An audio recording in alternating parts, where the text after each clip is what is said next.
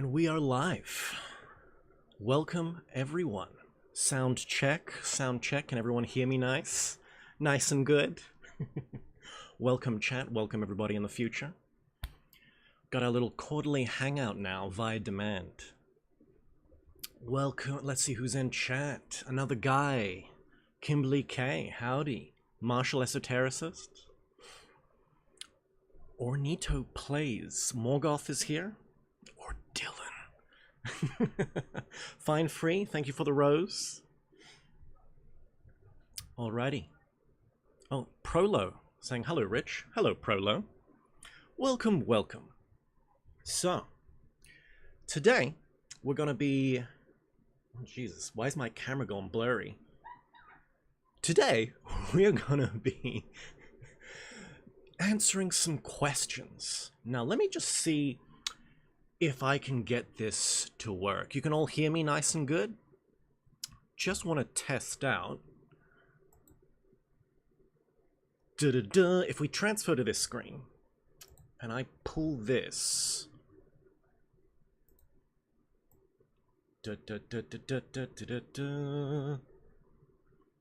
We can kind of see the questions.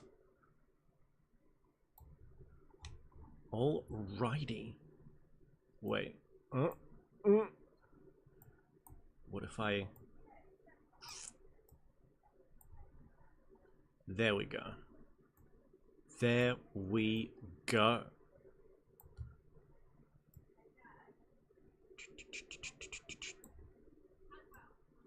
So. And then I've got my little chat here. So. Bottom one by Morgoth, asking, how can I apply esoteric principles for military application like psychic marine commando stuff? Bruh, you're gonna have to ask the CIA remote viewers for that one. Richard, yes, Richard did finally figure out how to show the screen, yes. Thank you, another guy. To answer this question here, like, bruh, that's out of my league. I'm not even gonna pretend. That's like out of my league. Get into the remote viewer stuff. There's like some old, I know there's Chinese Taoist manuals where they're like, do war magic, and you like fight each other with mirrors and things like that, but that ain't my stuff, man. That ain't my stuff. It's like, you know, it sounds hype, but in the end, all you're doing is extending the, instead of going for an interior transmutation, it's just an extension of the you know, a craving for intemporal power. So I'm very light on that. I'm not even gonna lie. Like, if you for the marine stuff to help out, probably remote viewing would be the best, because then if like you did get into a tough position, you could remote view and that might save your life, or like you'd have some kind of intuition of danger or something like that. So that's probably my answer to that. One's probably my answer to that. Next one up. No Coiner. What's your thoughts on good versus evil? So duality. I would say, look, this is the thing. Good versus evil. There is good and there is evil, but there is an absolute good and absolute evil. But it's not like you can see that. We don't have objective consciousness. So we also see relative good and relative evil. So there's two kind of things. There's relative evil and absolute evil. There's relative good and absolute good. And they're very different things. You know, sometimes a relative good is actually caused by an absolute evil. Or sometimes an absolute good appears tyrannical. Jesus Christ, my wife is talking to the female real estate agent out the front and they're yapping. I'm not sure if you can hear them laughing at each other's jokes or anything like that. But that's if you hear background noise. That's what that is. Jesus Christ, it's like there's a crowd of people out there and it's just my wife and another lady. But yeah, there is. I don't like people who are like, there's no such thing as good or evil. It's all just relative. And it's like, okay, so is pedophilia good? You know, is RAPE good? people who want to be, oh, there's no such thing as evil, it's just ignorance, they're not deep thinkers, and immediately it removes, they don't really connect to any of that stuff. They don't connect to the true suffering of humanity. I feel people like that are just naive and haven't suffered enough, haven't experienced real tragedy to, understand kind of the layers and layers. And maybe there are some people who have, and they have a more refined version of there is no good and evil, but I don't like there is no good and evil people. People who, there's also people like that who fall into the monist category, or like some kind of Vedantic philosophy where it's like, it's all just absolute, and it's like, yeah, but you're not in the absolute, you're here in the shit with the rest of us, so you gotta come to terms with, this is me, and I'm a limited being, and I experience the world in a limited way, and there are things that are appearances that appear to be good and appear to be evil, and what do you do about that? It's not just like, oh, there's no such thing as evil, and then a tyrant comes to town and starts oppressing people, and it's like, yeah, maybe they're good on the inside, maybe there's a plan, and, it's karma of the people, and it's like, no, if a tyrant comes to town and oppresses the people, oppresses your friends, oppresses your family, and you do nothing, you're not a super enlightened master outside of duality, you're just a coward. So, that's where I'm at the moment, with my thoughts on good and evil.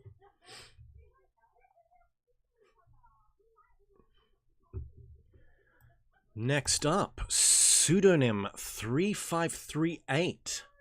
I just read The Cloud of Unknowing, and I would like to know your thoughts on it. Also, do you eat beans on toast unironically? Hell yeah! Beans on toast is S tier. S tier breakfast, S tier brunch. Even like when you want a light lunch, you just put some beans on toast and maybe you get a little slice of cheese in there, maybe put a leaf of basil on top, mwah, make it gourmet. Come on, man. Beans on toast is epic. I will not stand for this beans on toast slander. Now, I just read The Cloud of Unknowing. Want to know your thoughts on it? It's good. I put The Cloud of Unknowing as like a core text, like when you want to learn kind of what I guess we all generically call meditation, but really you need to have, in your esoteric practice, you need to have some kind of sitting practice that's introspective. And if you're not going to go to a place or an institution or work within a system, you're just going to freestyle it, you should look into the past at people who have come before you and kind of be inspired by what inspired them. And so I always say there's a trinity of texts. There's the Yoga Sutras of Patanjali, there's the, I was going to say the Flower of Unknowing, Secret of the Golden Flower, which also teaches a kind of a more introspective sitting practice, but more to do with energy and understanding the process of that transformation. Whereas the Yoga Sutras are more pure kind of consciousness and understanding Samadhi, that kind of thing. And then there's the Cloud of Unknowing, and that one's the Trinity. So it's like Yoga Sutras, Secret of the Golden Flower, and Cloud of Unknowing. Cloud of Unknowing is an epic text. Those who don't know what I'm talking about, Cloud of Unknowing is the Western one. So Secret of the Golden Flower, that's Taoist, that's Eastern, Chinese. Yoga Sutras, Indian, Eastern, Yogic. Cloud of Unknowing, Western. Mystic. And it truly is a mystical practice. It's the main kind of brunt of the praxis in the Cloud of Unknowing is there's two clouds, the Cloud of Unknowing, and then there's the Cloud of Forgetting. And your practice involves you standing upon the Cloud of Forgetting so that you forget the world. And there's nothing. It's just kind of you. You've bracketed everything away, so it's just you, which is interesting because it's meditative. It's, I mean, in using Raj Yoga terms, that's pratyahara. That's the state of pratyahara, withdrawal of the senses, withdrawal from the external into this internal state. You're on the cloud of forgetting. You've forgotten the world. And then you look up into this cloud of unknowing, and it's an impenetrable barrier. And the whole point is God can reach down, but you got to reach up. So you make kind of thrusts into the cloud of unknowing. I'm not expecting anything, not, doing anything. But it's like you just make these constant thrusts, and every now and then God will reach down as you reach up, and your tips will touch, and something amazing will happen. But the book itself is very interesting because it's written by a monk who has attained something, and he's talking to a newer, younger monk that started to have kind of experiences And the manual is basically like, yeah, this is to help a brother out. Like, you know, don't get, it's very interesting it's basically a letter to this other monk, and the monk's like, yeah, don't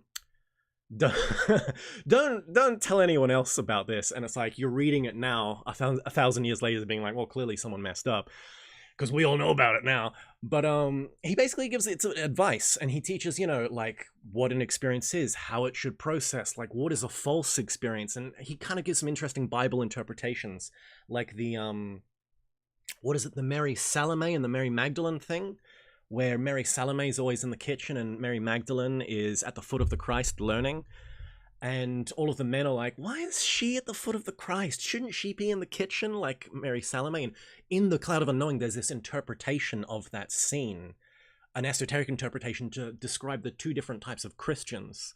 Some Christians are Mary Salome in the kitchen. In other words, you're in the world doing works, and your good deeds have some kind of esoteric value that kind of connects your soul to God, even though you're not conscious of that connection. So it's like there's a metaphysics, and you draw an ethics from your metaphysics, and by leading this a good and noble life, you are, even though you're not conscious of the connection all the time, or you may not feel it all the time, there is this connection to God through your works. But then there's the other type of Christian, the Mary Magdalene Christian that's at the foot of the Christ. And it's like, that's what the Cloud of Unknowing is about. It's like this manuscript, it's not for the Salomes. It's not for the normie Christians. It's for the esoteric Christians. And the description, you know, if you're not into Christianity, whatever, but I would say still read it, because one, it's esoteric, and two, he gives genuinely good advice. Really interesting. And like, one of the things that struck me really interesting was like about kind of images, because I've done, you know, path working. We've all done Kabbalistic path working, and he has his whole take on that using icons.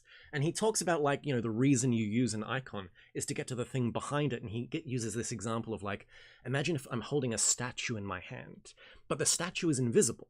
You can't see the invisible statue, but if I veil the invisible statue, well, it's a thing that's there. So when I veil it, you can kind of see how high it is. You can see kind of indents. So if an arm is hung up, you can kind of make some deductions about the thing. And he says, this is the thing about icons. You are veiling something, but that act of veiling is also an unveiling, because what you're trying to reach is something purely metaphysical. And it's actually this beautiful idea of like, oh, that's why I use images, not to get intoxicated via the image, but there's, via using the image, via veiling, you kind of unveil a portion of that thing that cannot be apprehended, and you can kind of touch it closer, and then the image can actually fall away once you've made kind of contact. I'm like, oh, it's good shit. It's good shit. Highly recommend the Cloud of Unknowing for more deepening your sitting practices. It's fantastic, fantastic stuff. Absolutely throbbing. PP big. That's my review of the Cloud of Unknown. I'm just checking the comments now. Alrighty. Howdy, Nulu to the chat. Howdy. Sat down at the park this past few weeks. Meditated breaths. Nice, nice. Richard, are you British? Asks another guy. Just a little bit. Just the tip. Just the tip. Wesley Sullivan, howdy. Welcome to the chat. Think about it. You have a long road trip. Any podcast recommendation? Ooh. I don't know, just catch up on some Giorgiani podcasts or something. Only real magic is science. No. Nibitan, what is it? Nibit? No? Welcome to the chat, and also you're wrong. People trying to figure out where I'm from. Lamau. Oh, you've never, Dylan, never done Kabbalistic path working, but you've done rosary stuff. Good. It's good. It's all good stuff. It's all good stuff. Now let's get back to these questions. I'm not sure this one's like fully in frame here, but fundamentally it's ECGK99 asks, I'm new to reading esoteric stuff. I finished reading the Kybalion a couple of days ago. What are your thoughts on Hermeticism? Honestly speaking, I really disliked the book and felt like I was reading TikTok slop. Yes. So here's the thing. Kybalion is not a good representation of Hermeticism as a whole. It's an intro book. It's the intro book that everyone reads when they're like, oh, I want to get into Hermeticism. And the problem with the Kybalion is everyone reads it, gets halfway through, and no, it's not that everyone reads it. There is a certain type of person that has never studied anything to do with magic, doesn't even know magic exists, and then stumbles upon, they type magic with a K into Google by accident, and then they read, Aleister Crowley's Wikipedia page and think they're top shit. And all of a sudden they think they're masters, or they do a esoteric practice once, and then they believe they're enlightened masters, i.e. then they read the Kybalion, get halfway through, and then, just fucking jerk themselves off and just think they're amazing, and it's just... they're not. And look, the Kybalion's it's alright. It's an intro book. It's not anything great. It's overhyped massively. I would say, to anyone who hasn't read it, just read it to be a part of the discourse. I've literally read it multiple times. And it's just pure philosophy. There's nothing practical in it whatsoever. I know some people oh no, it's full of... No, it's not. It's not. It's pure philosophy, and there are some theoretical things that you can derive certain valuable, maybe psychological things from, or maybe you can derive, using the theory, you can derive certain practices from, but that's via your own contemplation. The book doesn't teach you that directly. It's just a foundational document which has had its light in the sun, and I'm glad that it has introduced a lot of people. It's like Esoteric pilled a bunch of normies, but we can let it go. We can let it go. It doesn't need to exist anymore. Let it go. There's plenty of things that are just way frickin' better than the Kybalion nowadays. So, to continue on, I don't know how to explain this, but if there ever was a Hermes thrice great, then for certain, then all is mental. Yeah, and that's the other thing. They get so much into the all is mental that it just kind of... he handles it all right in the book. It's hard because there's value, but it's just Neoplatonism with extra steps, and also watered down Neoplatonism at that. And if I could put into my own innocent words, existent reality cannot just be all mental. I agree. Because the whole thing about all is mental, the problem with that is you fall into a passivity. If all is mental, then you don't need to do anything. You just need to sit and contemplate... Pardon me. You just need to sit and contemplate the absolute, and then you just contemplate the absolute, and then when you die, because what you contemplate, you become more like, and then like attracts likes, and so when you die, your essence absorbs into the absolute, and that's all you do. And there's no vitality. There's no becoming. It's just sit and become, just become passive and fall into an idealism, bro. It's fine. All is mental, bro. Trust me, bro. No. So I completely agree with you. You're on the right track. This is good, actually. You read the book of the Kybalion and you didn't fall into the hype. You actually have deep esoteric kind of leanings and intuitions that you're like, I don't know if all of this is true. Fantastic. Thank you. Very good. ECGK, very good stuff. Very good stuff. You're going to go far, kid. You're going to go far, kid.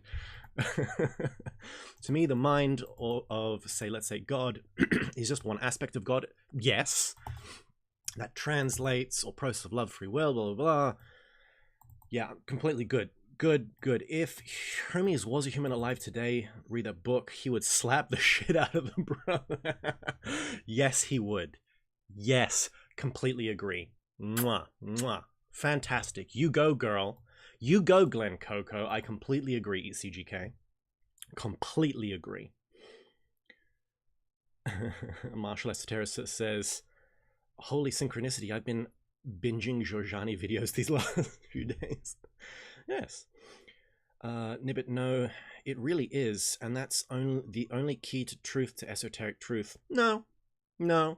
Because look, science is real magic? No. Reductionist, materialistic science is nowhere close to magic. Because reductionist, materialistic science is nowhere close to truth. It's a poorly drawn out map, which scientists, reductionist, materialistic scientists nowadays don't want to admit has serious flaws, and they're actually just kind of hitting the edge against, and they're kind of bouncing around, not really doing anything. You disagree with me? You disagree with me? How's string theory going? How's string theory going, Nibbit? No? How's it going? How's it going? You tell me that. Anyway. Or Ornito plays. My intro book was Libernal. Sad. I mean, that's kind of on the level of Kybalion. It was written by Exemplify says it was written by William Walton Atkinson. No one would read it. Yeah. And it's not, there's no 3 initiates, it's just William Walton Atkinson. There was actually a deep dive someone did on the Kybalion, and they found that there are sources for the Kybalion where the Kybalion teachings actually come from. And there's actually 3 specific, I've forgotten them off the top of my head. One of them was like an Anna Kingsford book, but that's kind of the 3 initiates. There's 3 different sources that Atkinson drew from to kind of create the Kybalion kind of a text. And that's kind of, that's the whole thing about it. Wesley Sullivan, Richard, thoughts on Fulcanelli and Jean Dubois. Based, I want to read more into it. I've got a bunch of Fulcanelli books, but I'm just one man, bro. I'm just one man. I gotta read them. I gotta get to them. Christ hath risen. You're gonna go far, boy. Berkeleyan idealism. Yeah, everyone, we're just dunking on the Kybalion now. Esoteric relevancy of 4chan dying. 4chan died a long time ago, bro. Have you seen that like 7-hour live stream of when Moot left 4chan? That was some good stuff. But you know, it was always here's what 4chan is. You know, there was an experiment done one day. I'm just going to describe it. Paraphrase it. But they had like monkeys in an enclosure, and there were 4 entrances to the enclosure. And they would put bananas into the enclosure via one of the entrances.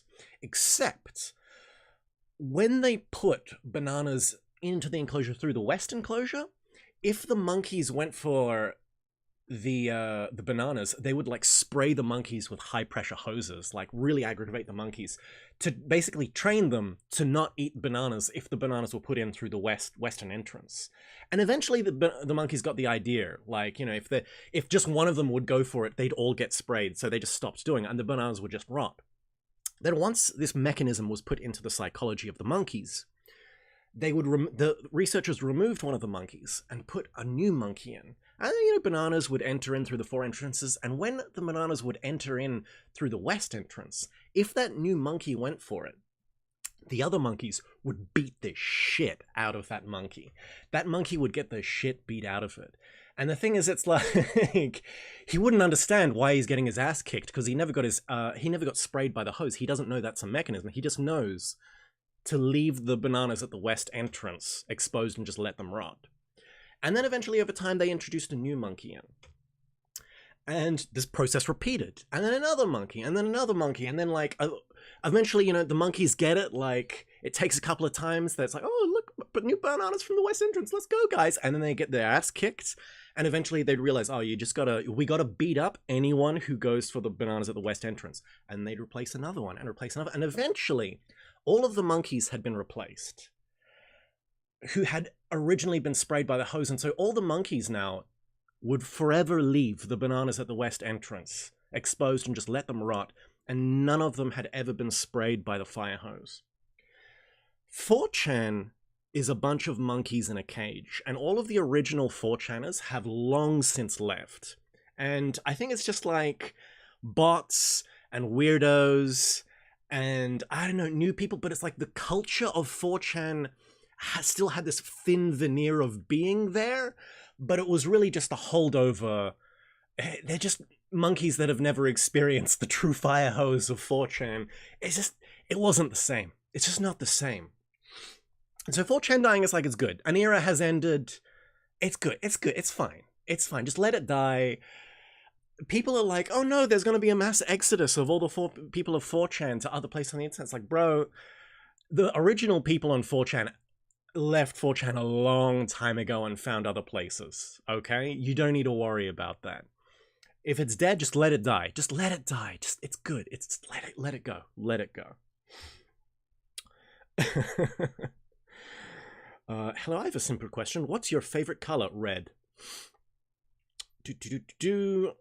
What would you recommend to a beginner instead of the Kybalion? I used to say, what's that book? The Dayspring of Youth, which I have a video on, but now I'm like, nah, scrap it, dog, scrap it.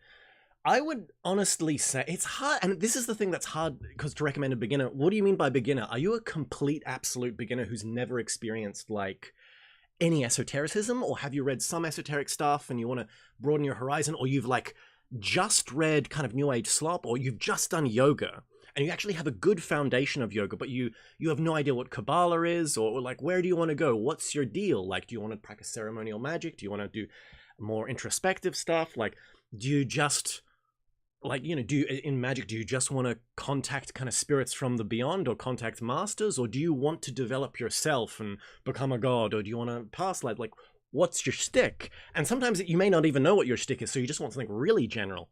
It's just hard to like recommend a book. So fundamentally, like, I've got a video, I should probably do an updated video of like some good beginner books, but look, in the Western tradition, there's always some good ones. I'll just lay out some names. Just the names I always go to are Dion Fortune, Franz Hartmann, and Eliphas Levi. A lot of those names are old now, especially Levi, and a lot of people don't like Levi because he's a bit pretentious, because he's French. But I like Levi. I think he's got a snarky sense of humor, and I find him funny to read. And yeah, he does do a lot of blinds, like, yeah, totally do this practice, it's legit. It's not legit. And it's like to trip up, you know, people who aren't initiates. So be wary of Levi, but at the same time, he does legit stuff. Franz Hartmann gives legit advice and has legit experiences. Dion Fortune is legit. And so it's more of like, even though their stuff is theoretical, you gain a good foundation by reading their works. Like, if there's a school of esotericism, reading their works would be on the curriculum. And it's like, oh, but I want something more practical. If you want something practical, dog, just read Initiation into Hermetics by Franz Barden. Fundamentally, it's a bunch of practices, and he's got, you know, all of his book is laid out in 3 sections. He'll give kind of the philosophy, the theory, and then he'll give a practice. And then next chapter will be philosophy, theory, and practice. There's practices all throughout his book. So if you want something that's more practical, more practice heavy, just go with that one. Just go with that one. And if you feel like you're hitting a wall or things aren't explained very well, go back to more theory, more kind of theoretical structures. And then it's like, then come back to more practices, and it's like, that's kind of the way I feel people should do things nowadays. It's just hard as well, because it's like, Initiation into Hermetics is, for people who don't read much, it is a bit of a big tome, and so it is a bit of a big call. I wouldn't really call it an intro book, but you gotta start somewhere, and sometimes the best way is to almost like just dive in, just dip your balls in. And you know how like when you go into the water and it's cold and you're like, oh, and then you reach the level where it's your crotch and you're like, oh, and you just got to dive. You just got to dive in, and just don't be a sissy and be like, oh, my balls, and like kind of go out a little bit, or just like sit there and stew and wait for the level. Just dive in and just learn to swim. That's my advice. Just don't be afraid to get your balls wet. I'm just going to leave the chat there for a second. I'm going to get to some more of the questions that we had on the main image. So Hugop1264 asks, Laws of Octaves, what the fuck? Yeah. What the fuck? Shock Shots asks, I can't float above my body. Am I an NPC? Nah, I don't think so. So I think that's more to do with like aphantasia, which I think is more and more common. As babies get given iPads in the stroller, you're going to see an uptick of aphantasia, as in the ability to not be able to see or imagine stuff. That's going to increase in... More and more people are going to experience that as time goes by. As more kids just doom scroll, like from, you know, age 1 on their mum's iPad, and less kids are given books to read. And, you know, you kind of, you know, you read C.S. Lewis, or, you know, your parents read you a fairy tale and you have to imagine it in your head. That, yeah, you're not gonna... Give kids more fairy tales, okay? That's what I'm saying. But yeah, it's not a sign that you're an NPC, and it's not doom and gloom, shock shots. Look, I know there's a lot of practices and a lot of things that are like, use your imagination, visualization. You don't have to. There are a lot of traditions that are more somatic and are more about packaging energy into your body and feeling what's happening in your body and cycling energy. And because if you can feel something, then you can kind of move it. You can be conscious of something, then you can kind of affect it with your will. You don't need to see it per se. You work energetically, and then maybe some of that energetic stuff will activate something latent, and you'll get a representation that can be an image, or can be a sound, or an intuitional impulse, or something like that. But just don't worry, you're not an NPC. Just work more energetically, you know, do a little Taoism, do a little Franz Baden, learn to package energy in your body differently, and obviously do some kind of psychological work, because I say package energy in your body, but that's not an easy thing to do, because, you know, we all leak it constantly. And one of the main ways we leak it is via our, you know, psychological tics, emotional outbursts, things like that. So you kind of do need to do a little bit of psychology on yourself, a little bit of self-therapy, or else you're just gonna continuously be working on fumes, not building up anything actual of substance. But I'm going off on a tangent now. Lirano Soho asks, is intelligence hereditary or relative based on how favorable Mercury is upon birth? Interesting. So it's both. So here's the thing. When you look at a human, what is a human? They are a bunch of biological characteristics, okay, from the mother and the father, and that biology has a process, and you can see the process as a string, or as a horizontal line, that from beginning, birth, till death, and it goes through a process and it unfolds. And the intelligence is a quota, that's a combination of latent things within the biology, and also how certain things in the environment impact it. Like, even if you're intelligent, if you you know, get given poor diet, if you get given, you know, no exercise, there's even that thing, apparently, if you're breastfed, all kids that are breastfed have like it's not much, it's just like a 1 or 2 points, are always 1 or 2 points higher than kids that aren't breastfed. So there's all these external factors that also kind of added in. But one of the big important ones is, you as a human aren't just this biological line. There is a vertical line that intersects the horizontal. And that vertical line is the spirit, or the essence, that is emanated in and incarnates. And in most people, it's weak as shit and doesn't express properly. But if you have a robust essence, a robust spirit, a strong spirit, you know, a self-realized spirit that can integrate itself into the biology without the biology dominating it, or, you know, certain things. Some people just have a Giga Chad spirit and they just incarnate, and it doesn't matter where they are, even if they're some like loser, if they're just some you know, peasant kid on the side of the road, if they get given a chance, all of it. Like, what's that story of there was some random kid in India who got given a chess set, and he was just a Giga Chad at chess. And this is in Capablanca's time. Whoever, if you're a fan of chess, or you know chess history, you know who Capablanca is. He was a world champ. Who came after him? Was it Lasker after him, and then Bobby Fischer? But anyway, like Capablanca was like world champ like a couple of generations before Bobby Fischer. But there's this story of like, they found this like random guy in India who had never played chess, but he just like would look at the board and would understand the game just automatically and just destroyed at chess. And they brought him from India to the West, made him play Capablanca. Capablanca, the world champion, lost. And the guy was just like, cool, see ya, and then just went back to India and was never heard of again. Like, so how does stuff like that happen? Stuff like that happens not because of anything to do with the hereditary biological line. It's not to do with anything to do with nurturing or biology. It's that vertical line, the spirit coming in, had like such a robustness that it could alter the biology and kind of give them more intelligence. He was gifted via the vertical. And then the question asks then, how do we develop that? Because you can develop yourself biologically, but it's not permanent. And so this comes into, well, so what's the thing that you train? Going to the gym and training your biology is great, but it's not permanent. Training something intellectually is great, and maybe it's permanent throughout your life, but there's something even more permanent. And wouldn't you want to train and expand that thing? That's the real question.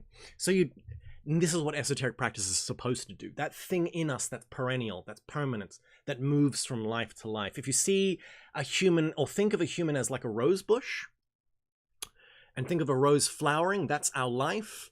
And then the sap is drawn out of the rose, and as it's drawn out, the rose withers and dies. That sap stays in the tree. It's like the rose dies, and you lose the appearance of the rose, but the tree stays all throughout each of the seasons, and then in the new spring, a new rose, more sap gets pushed out and a new rose appears. It's the sap, it's that thing. You want to give nutrients to that thing. Forget about that little rose that comes out once. But it's like, it's that sap, that's what you want, to increase. You've asked 3 questions here. Next one, why was the English language chosen to go global? I don't know. I mean, the reason why it's global is there is a, what do you call it, a pole, a certain pole that goes into a country, and then all countries kind of revolve around that pole. The culture of that country dominates all other countries no matter what they do. At one point in time, it was Persia. Another point in time, it was Rome. At another point in time, it may have been France. Like, I mean, that's why the English language is on a level is so kooky, because at one point in time, French culture dominated the English aristocracy so much that poor people spoke English. The aristocracy all spoke French. And so, why is English the global language? Why? Because when the pole shifts, usually it shifts to another culture, another country with another language. The British Empire dominated, and they had the pole. That they were the polar kind of axial kingdom that all the other world revolved around. And when it shifted, who did it shift to? It shifted to a completely different culture, i.e. America.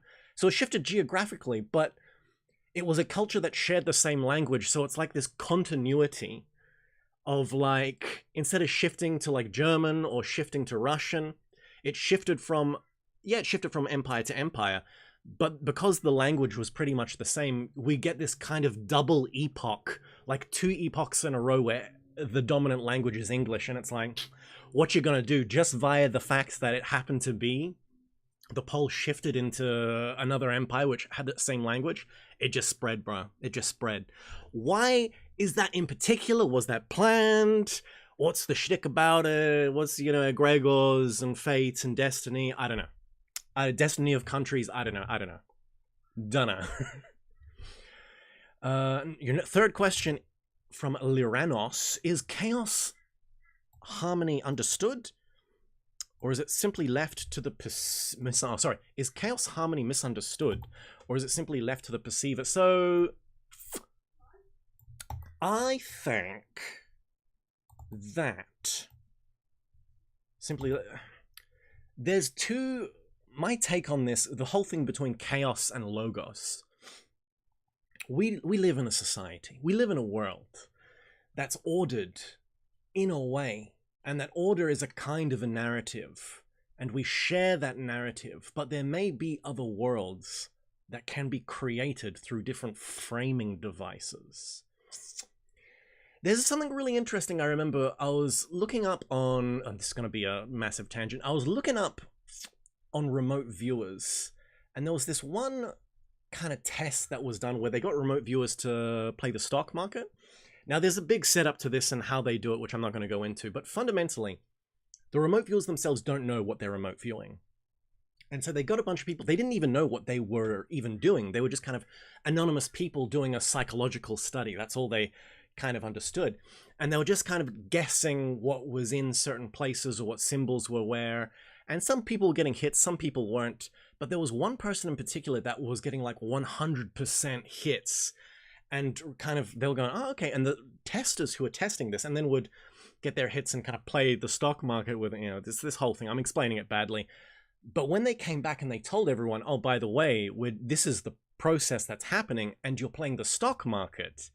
When they then did the tests again, that person who was getting 100% hits was just, it went down to 0.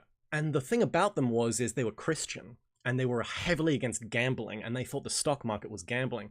And so there's this thing that's implied. It's like, imagine you have an attribute in your consciousness that allows you to gain some kind of precognition and you can see into the future. But morally, no one can see into the future but God or the prophets. And the time of prophecy is over, and our church leaders say that anyone who's a prophet, says they're a prophet now, is a deceiver. So I don't have that power. That belief cuts your ability to do that. So it's this thing of there is a perceiver, there is an ordering principle, but the narrative that you accept also has an effect on your ability to produce the narrative. There's this weird feedback effect.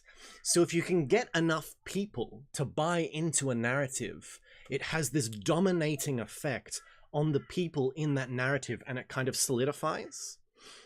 So where am I going out of this? There is chaos, and we live in the world of representation, which is above the chaos. And there is a kind of process of how this representation arose out of the chaos, and that was to do with logos, or our own internal logos. And a part of, you could say, us being perceivers is we're, you know, automatic perceivers, and a part of, you could say, the development or awakening, what awakening actually is being able to kind of gain that dominion over the chaos, being able to break out of the narrative and kind of basically becoming a mini demiurge in our own right, being able to create the world, recreate the world, or perfect the world. You know, there was that beautiful Studio Ghibli movie that came out, The Boy and the Heron, and it's kind of like, you know, this boy kind of goes through this dream journey, and then he eventually, basically he meets the demiurge, and the demiurge kind of is just an old wise man and kind of gives him blocks that he can use to create his own world, and he says, create a world without malice. And it's like, yeah, that's what we're kind of trying to do. That's what we're kind of trying to do. Now let me just see some more stuff in the chat. How's the chat going? 4chan is down. Yes, it is. Good evening, says Monsterfan. Do you have any thoughts about Chilean esotericist Miguel Serrano? Thanks. I really want to read Sagana. I want to read his book on resurrection, Gnos Resurrection. That would be epic. That would be so good.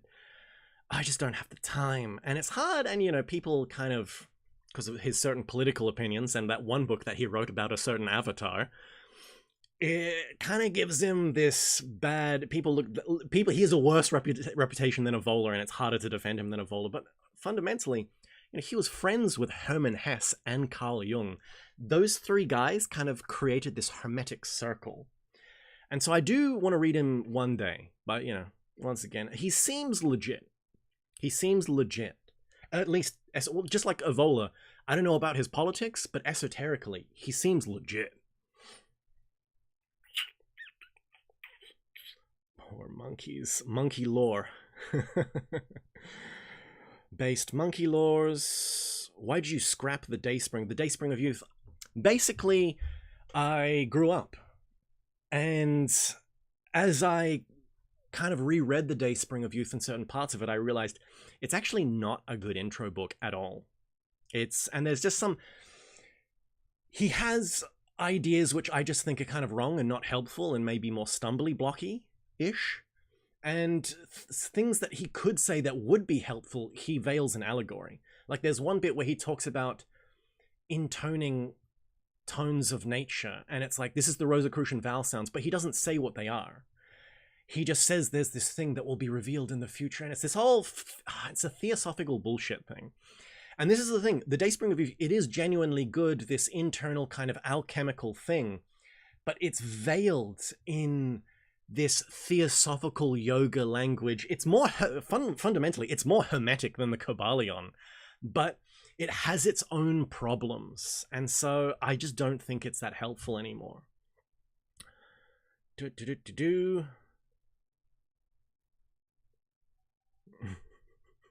Voice in the Wilderness, howdy, lol, he is very French. That's to Eliphas Levy, he is very French.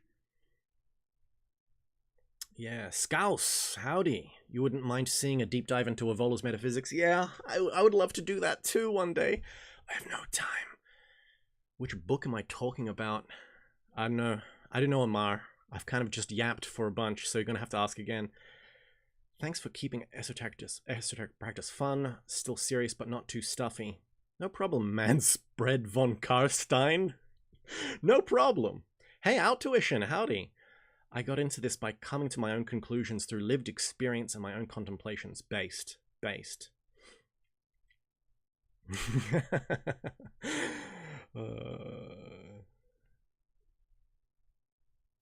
I'm just catching up on the chat, guys. Tuition. That's how I know I'm on the right track intuitively. I'm more eclectic and less of a master. Doom scroll. Man, this is... God. If you want to ask questions in the chat, actually, you may have to just have to super chat me. There's a lot of chat here. I need to get through these questions. We're almost already an hour in. And I know there's one coming up where I'm like, this is gonna be an hour in and of itself, just me going off. So if I don't know, if you've got a question in chat, live chat, you may just have to super chat it. I'm sorry to like shill and force you to like pay money, but I got to get through the main comment section. Marshall in the YouTube channel comment: can physiognomy, face reading, reveal a person's embodied archetype or natal chart? I don't know if the natal chart is a completely different thing. It can definitely reveal some things. This is the whole. This is kind of connected to the thing on, is intelligence hereditary? There are certain hereditary things, and there are certain attributes that are internal that manifest in externally.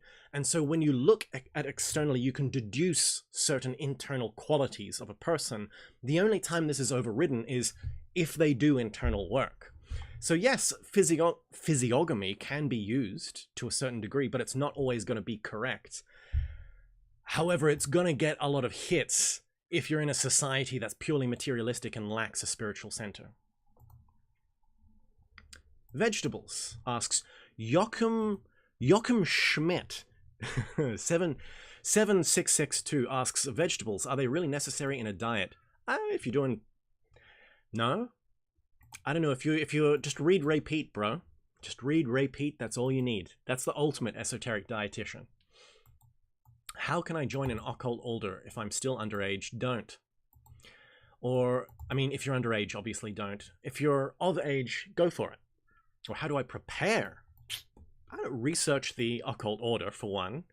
Research its history and the history of its founder.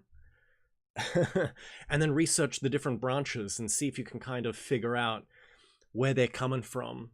And because usually what you're going to find is, oh, I want to join this occult order, and you'll find a branch of it, but if you understand the history and you research the history, you'll understand that that occult order actually fractured at certain points, and the thing that's close to you and the thing that you're going to join is actually like some kind of weird offshoot branch that, you know, did its own thing and has nothing to do with the main line. And you may find out certain things about like that, but then it's like, how do you find the main line? It could be that if you join that order and kind of ask around, you know, surreptitiously, you can kind of get connections to someone in the main order, and then, you know, just jump ship, if you will. And are they gonna hate you for that and curse you for that? No. You can just leave. People can just leave esoteric orders as long as you like keep your oaths to like not, you know, tell the secrets to normies. It's fine. Nothing's gonna happen, bro.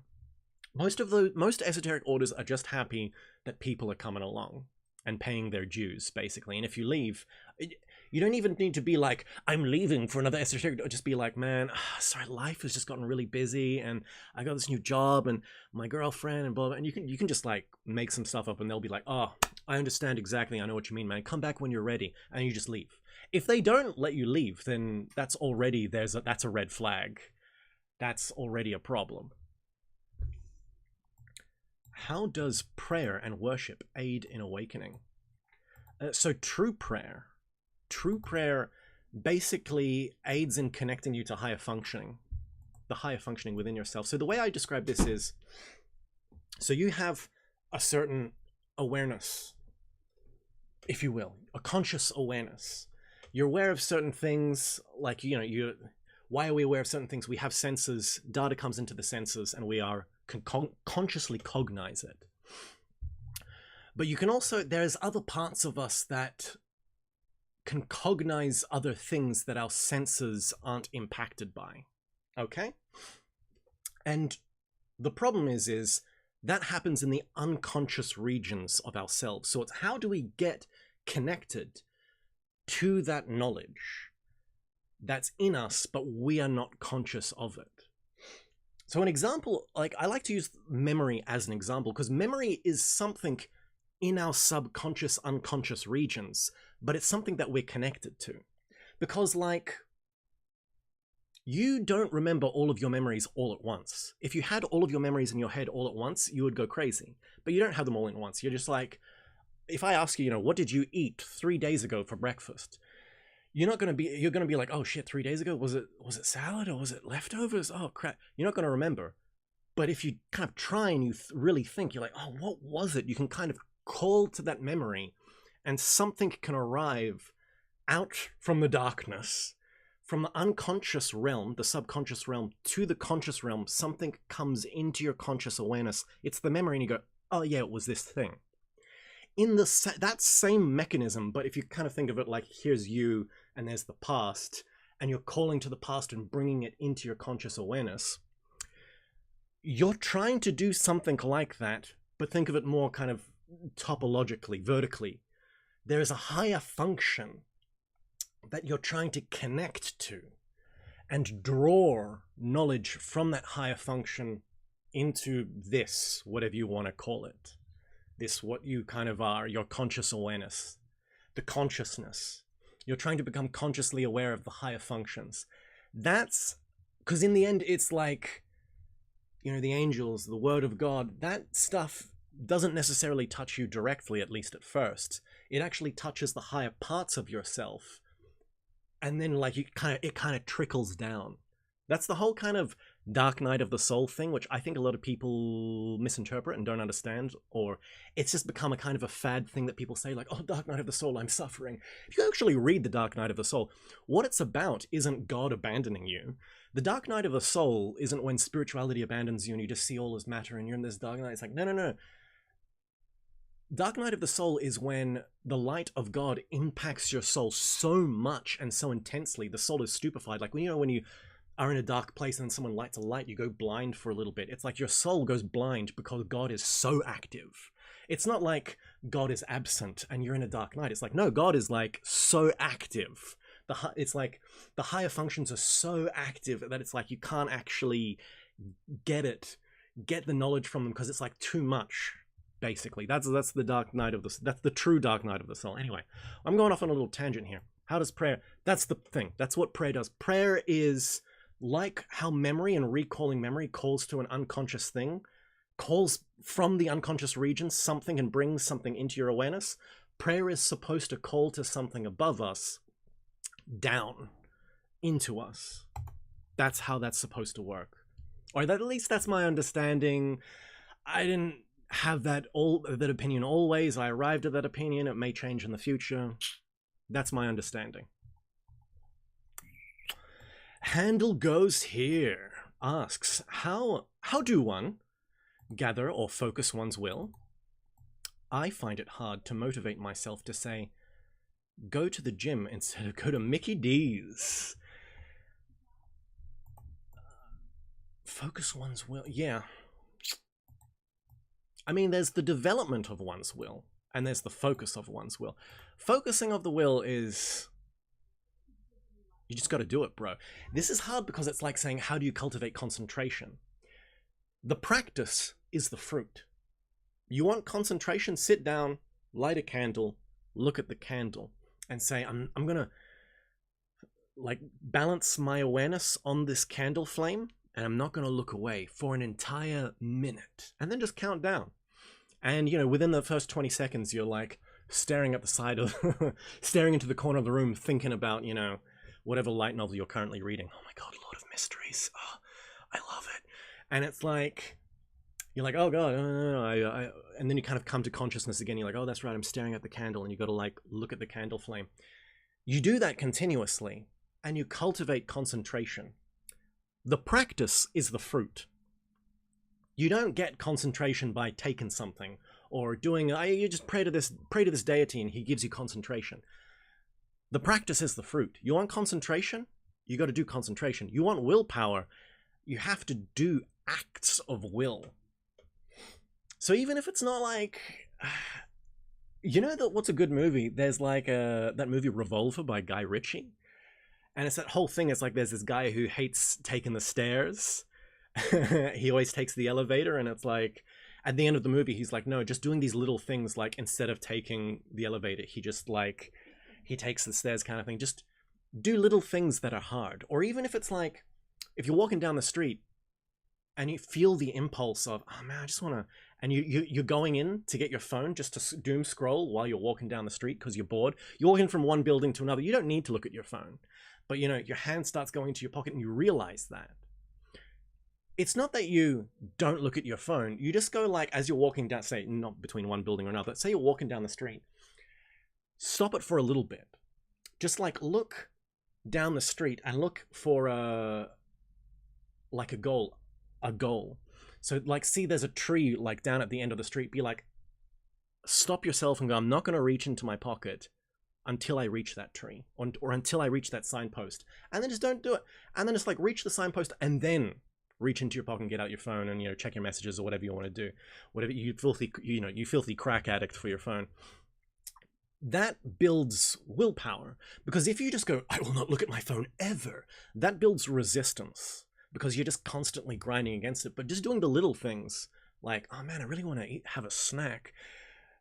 Just go, oh, wait a second, that was an automatic impulse within me. I want to build a little willpower.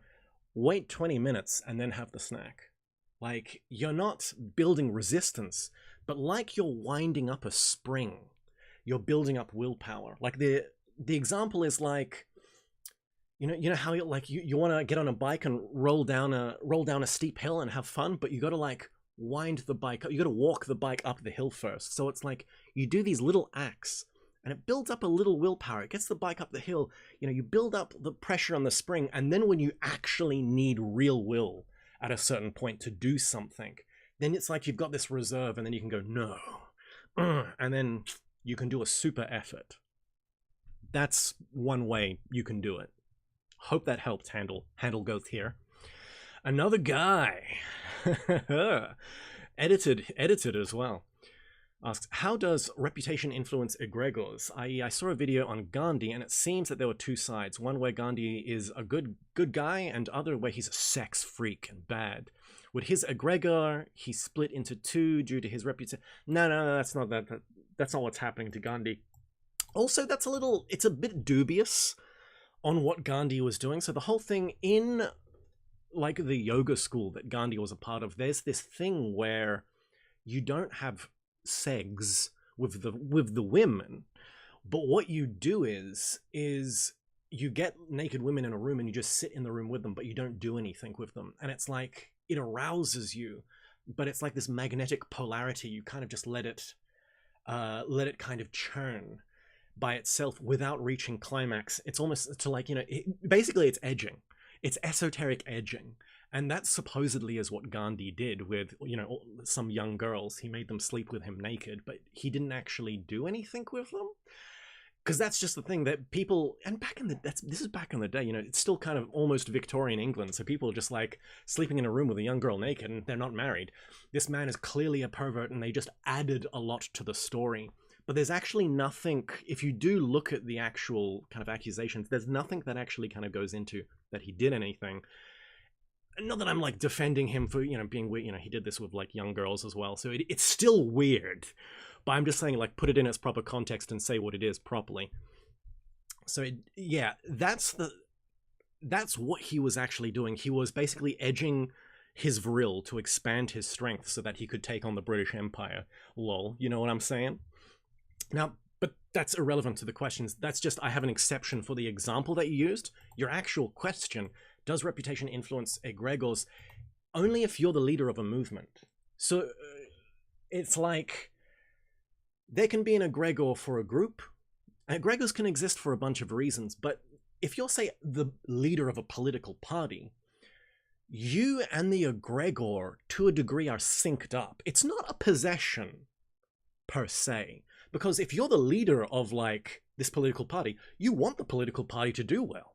You want to get more followers. And what does the egregore want? The egregore wants the political party to do well. It wants more followers. So when you are the guy at the center, you and the egregore are kind of synced up. The will of the egregore and the will of you are synced. It's not like the egregore's possessing you or you're controlling it. It's almost like this what do you call it? What's the symbiotic? It's a symbiotic relationship between you and the egregore. So the more powerful the group becomes, the egregore becomes, and you kind of become more powerful, and the more your reputation and what people, you know, say about you is so intrinsically connected to the image of the political party. Therefore, it's, you know, it will damage the egregore if your reputation is damaged. And so there's that kind of connection there. That is how I see it, at least. That's how I reconcile it, at least. Comrade Cthulhu asks, what are your thoughts on the game Bloodborne? Mega-based. I'd love to play it. I love to play it. I don't have a PlayStation 3. I've watched a bunch of lore videos. It looks so good. I would love to play it, but I don't have time, nor do I have PlayStation 3, and, you know, weep for all things that I will never get to do in this life. Probably playing Bloodborne is probably one of them. But yeah, it looks based. It looks pretty cool. It looks more Lovecraftian, but Lovecraftian had, you know, this weird Gnostic subtext to him. A lot of people like to say that he was a materialist and an atheist, and maybe he was in his social life, but he clearly had some deep, weird personal leanings that leaned somewhere else. Like, you read some of his poetry, and he talks about, like, full-on astral projecting and going to this absolute region of space. And it's like, the guy clearly had other things going than a base materialism. Oh. Sorry. Tyler's just donated. Let me just finish this question here. In it, there's actually a faction that's heavily influenced by Gnosticism called the Choir-based. Their whole deal is communicating with the Great Ones and finding what's called the Eldritch Cult. It's, in a way, kind of Tephonian. It wouldn't surprise me that someone on the Bloodborne team also read, like, I know, some Kenneth Grant or something. With the whole communication of the Lovecraftian entities. Yeah, I believe it. I think it's cool. I think it's really cool. Now, in the chat, Tyler donated $10. Thank you, Tyler. Could you expand upon Gnosticism and Christian antinomianism and whether the tradition is experiencing a comeback in the political era? Ooh, that's a bit of a question, man. That's a bit of a question. But yeah, Christian antinomianism. So antinomianism, my understanding is that's more of a left-hand path thing, where it's like, antinomianism is the belief that spirituality, spiritual progress is in no way tied to the obedience to spiritual laws. So you lay some spiritual laws down, and following the laws doesn't necessarily do anything to your internal spiritual development. If anything, kind of breaking those laws allows you to go further, hence the tantric traditions, hence the left-hand path, hence antinomianism. I know there's a lot of baggage in a lot of those terms, but nonetheless, that's usually where you see the word antinomianism pop up. So Gnosticism, using the Eastern definition of left-hand path, not the Western definition, Gnosticism is kind of the left hand of Christianity in that sense. The main difference, Christianity, what is the mechanism of your salvation? In basic bitch Christianity, what's the reason for the fall? The reason for the fall is eating from the tree. Of what? Of knowledge. The gaining of knowledge. The gaining of illicit knowledge. In Christianity, the gaining of gnosis is the reason for the fall, and the redemption is through faith, through pistis. Pistis means faith. Gnosis means knowledge. Gnosticism basically says, no. Jesus didn't teach redemption through faith. Jesus taught redemption through gnosis. So we gained knowledge, but it was an illicit knowledge. And actually, we need more knowledge. More knowledge, not ignorance, is the path back to the absolute, the path to redemption, the path to becoming, godlike. That's how Gnosticism, that's the difference between Gnosticism and Christianity. Forget about demiurges and dualism. There's this whole obfuscation that people like to get into about, oh, Christian this and Gnosticism that. No, this is the real difference between Christianity and Gnosticism. Christianity is about pistis, faith, and Gnosticism is about gnosis, knowledge. The Gnostics believed in Christ. The Gnostics, a lot of them, well, some Gnostics had some exceptions about Christ's resurrection, but fundamentally, they had a deep, profound respect for the Christ still.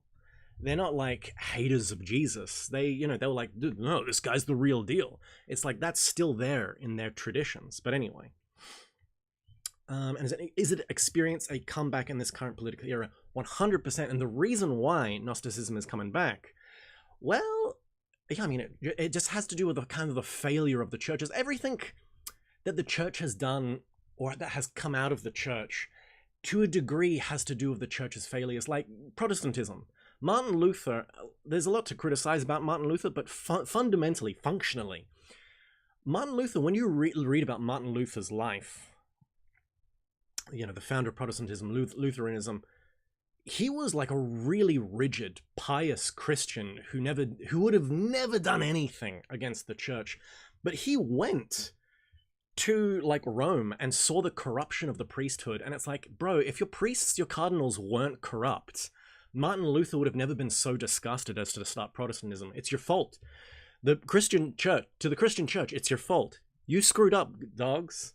You created Protestantism. It wasn't Martin Luther. It's just Martin Luther was, if it wasn't Martin Luther, it would have been another guy. It was inevitable. Protestantism became inevitable because of the corruption of the church. And yes, they made things to kind of try to handle that, but in the end, things kept on happening that bled the tradition from the church. Vatican II was probably the death cry.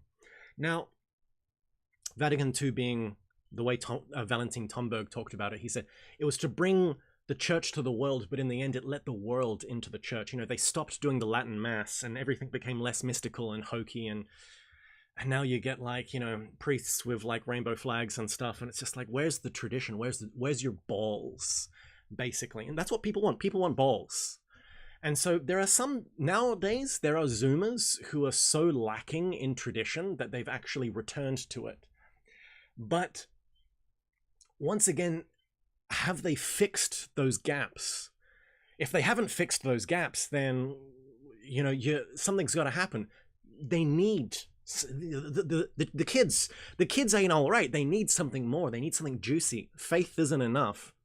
If you want to know, well then, you know, things like, even if it's not pure blood Gnosticism, things like the cloud of unknowing, things like Swedenborgianism and Esotericism, alchemy and Jacoboam, names like that will start to make a return more and more.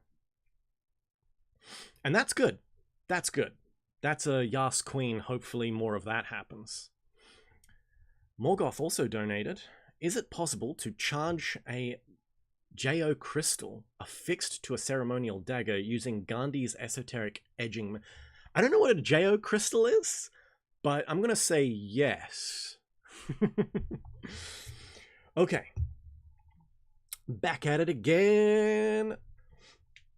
Jacob Bomendez 1429 asks, realistically, how truly far can you get in your spiritual cultivation journey without the in-person guidance of a guru, master, study group, and or society? Depends on who you are, bro. Depends on who you are. And this is the thing that a lot of people don't like to hear. You are not the main character. This is not Bleach. You are Screw. Even in Bleach, he still had people helping him. Even Naruto, he still has Kakashi. Bro, dog. There are... You can't get anywhere by yourself. You're gonna need to seek the aid of teachers, even if just temporarily. And this is the thing. That's probably a good thing. Because what you don't want is to be a student forever. And a lot of people who go into traditions, this thing ends up where they're a student forever. If someone is a teacher, they will teach you things, but then once you've learnt them, you're no longer their student because you've learnt what they've had to teach. At that point in time, your relationship with that teacher is over. It can continue if it's a relationship as you are now peers, or maybe you do have a friendship with your teacher, like you really liked the guy and you continue your friendship and even some exchange happens, some esoteric exchange happens after that, but he's no longer your teacher. And this is a thing that a lot of people fall into. They don't want spiritual cultivation. They just want a Yas Daddy guru, tell me that the path is going to be all right and I can put my faith in you. And basically they're just kind of pseudo-Christians who got burnt by Christianity and they just want to put their load onto another man. and have that person carry the burden of their spiritual redemption, basically.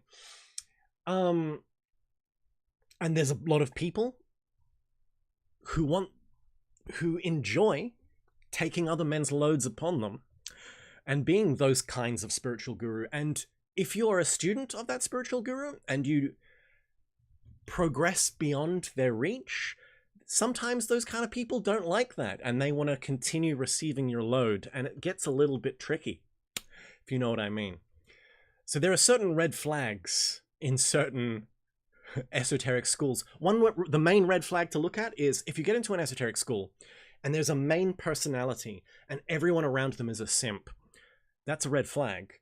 If you get into an esoteric school and yeah, there's kind of one guy at the top, but there's a bunch of students at different levels, and those students are actually taking on different levels of responsibility, even holding classes of their own, that's a better sign, because it shows that it's not one guy at the top and simps. It shows that there's a kind of a staircase and there's different people at different levels doing different things, which if there's progress and things are progressing, that's something you're going to want to see. So if that is absent in an esoteric school that you belong to, red flag, you may be in a cult. Get the hell out of there, bruh. What was I talking about?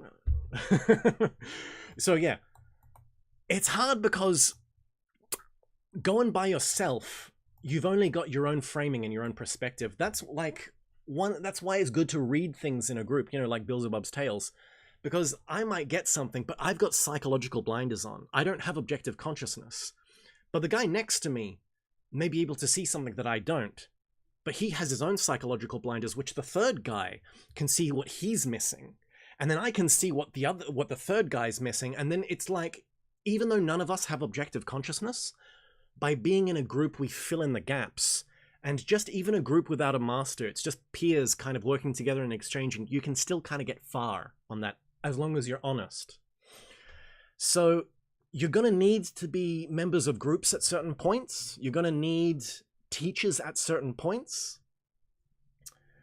You're going to need to dip in and out of traditions at certain points if you want to do this path on your own. Because fundamentally, if you're on a path by yourself, you think you're the main character and you think you're moving forward. One of the main problems is you will hit a wall, and that wall may be something easily resolvable, but you don't know. Or you don't know. And so you just get stuck at that wall for years. And the only way to remedy that is to go back into the literature and reread philosophy, reread theory, and try a bunch of different things. That's the good thing about having a guidance of someone to kind of help teach you.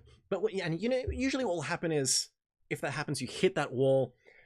When you look into the world of esotericism and you read the theory and you read other people's biographies as well, especially, that's good, because you can kind of be like, oh, that's a point. I got stuck at that point as well. And you kind of see certain things in other people's lives.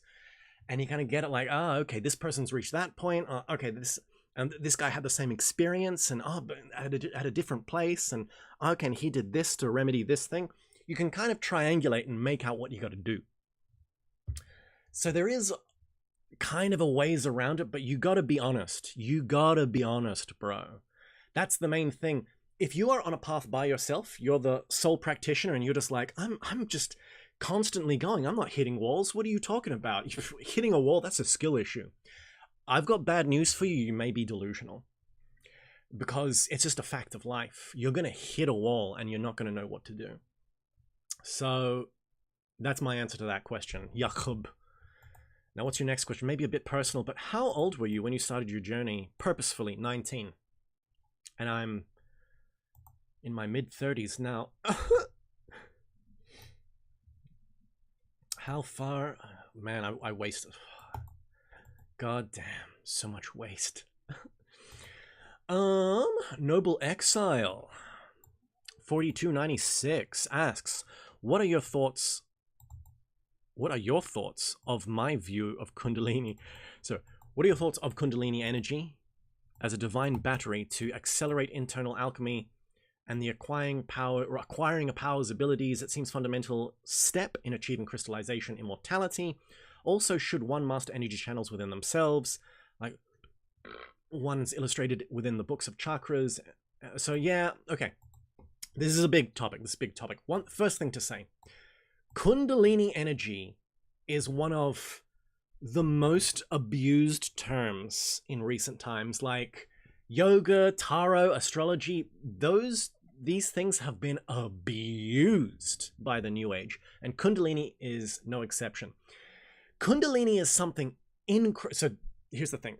It's something incredibly rare to have it permanently awaken and rise up the spine and permanently create these changes and permanently awaken these certain faculties and permanently clean out certain areas. That person is incredibly rare. And there's a lot of people who take LSD once and think they have the Kundalini. Yet there are yoga schools in the East where there are students who have been practicing for 20 years and still haven't awoken. And yet the one guy at a music festival who took LSD once and then listened to some Pitbull is like, yeah, man, and I felt it rise up my spine. No, you overloaded your nervous system and you felt the central channel activate. That's all that happened. You don't have the Kundalini. Oh, I did a Facebook test on like spirituality and I got all the answers correct and it said that I awoke the Kundalini. Literally, I had a guy say that to me once and my face was like blank. I was cringing internally. He wasn't saying it to me. It was in like a group of people and it wasn't like they didn't know about me at all. It was like a kind of a little friend group and I was just like, oh my God, this is so cringe. Oh, it's the fucking worst, dog. It's that you have no idea how much this term has been abused. Now, the next thing is on people who have some knowledge of it and then they understand that it's dangerous. These people are also talking out of their ass. Because the Kundalini is also... Whoa, oh my fucking God. No! Shit, where are we? Wait, there's... Oh no, okay. Whoa. Kundalini, yeah. The problem... Where are we? Bloodborne, Kundalini energy. Here we go. Okay, we're back.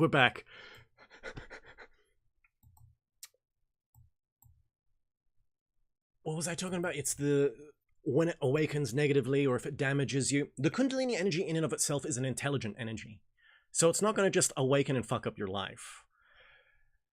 So there's this other thing where people like, oh, I woke the Kundalini I fell down the stairs and like hit my head and I felt the Amrita fluid and I had these visions.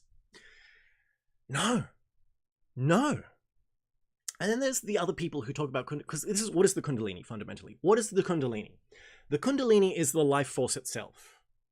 You know when you look at a tree and you see a flower blossom? That's the Kundalini. You know when you look at a sunset and the rays of the sun, that's pure energy, that's pure life energy, that's pure life force. That's Kundalini. You know that? It's all Kundalini, bro. When people talk about Kundalini, yeah, there's a universal aspect to it. So we all have Kundalini. We're all masters. No, you're not a fucking master. The Kundalini energy is universal. When people talk about it in traditional texts, it's something very specific that has happened, and it is very like there's that one book like Living Kundalini written by some guy. That book is trash. If you have that book, if you own that book, throw that book in the bin where it belongs. That guy did not awaken the Kundalini. That guy overloaded his nervous system and had psychological problems for a little while. It's not the Kundalini. It's not the Kundalini.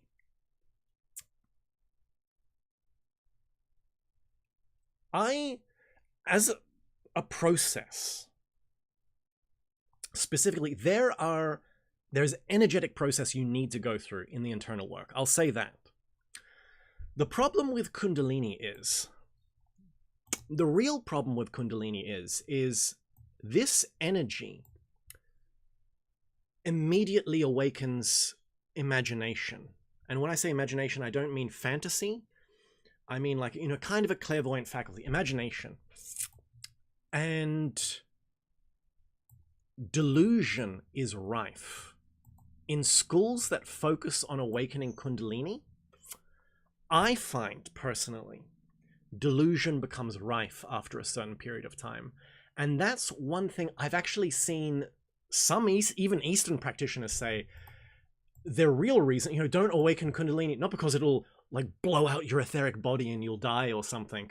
The real danger is if you awaken it, it'll make you delusional. You'll become instead of having spiritual experiences, you'll become someone who has spiritual intoxication.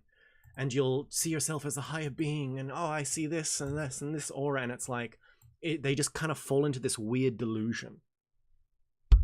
That is the most problematic thing about Kundalini, about what it kind of involves. And so it's not something that I say, oh, you avoid it. I would just say work energetically, focus on higher being bodies, focus on connecting to your higher cylinders, the holy guardian angel, the higher genius, whatever. Those are the things, trying to understand past lives and things like that.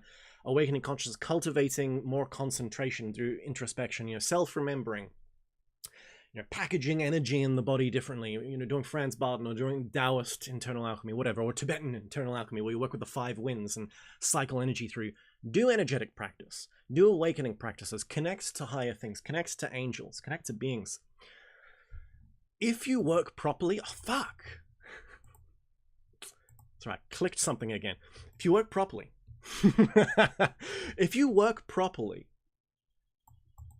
this energetic things, openings in your body should just be automatic. You don't need to worry about them. You don't need to do anything about them. Focusing on Kundalini and being autistic about it just makes you weird.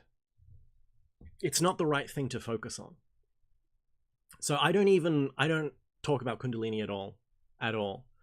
Whenever I hear someone talk about Kundalini, I'm like, cringe. It makes me cringe. It's almost like a dead concept nowadays. I'm just like, no.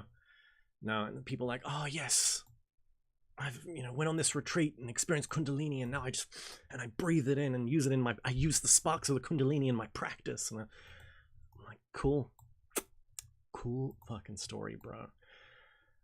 It's yeah. So I just get triggered when I see Kundalini now. I'm like, nah, I'm good. People, yeah, it's just people who talk about it too much, little delulu, and delulu is not the salulu. Cool 1616 asks, what are the potential benefits that you can realistically expect for the spiritual esoteric journey? Knowledge. That's the main thing.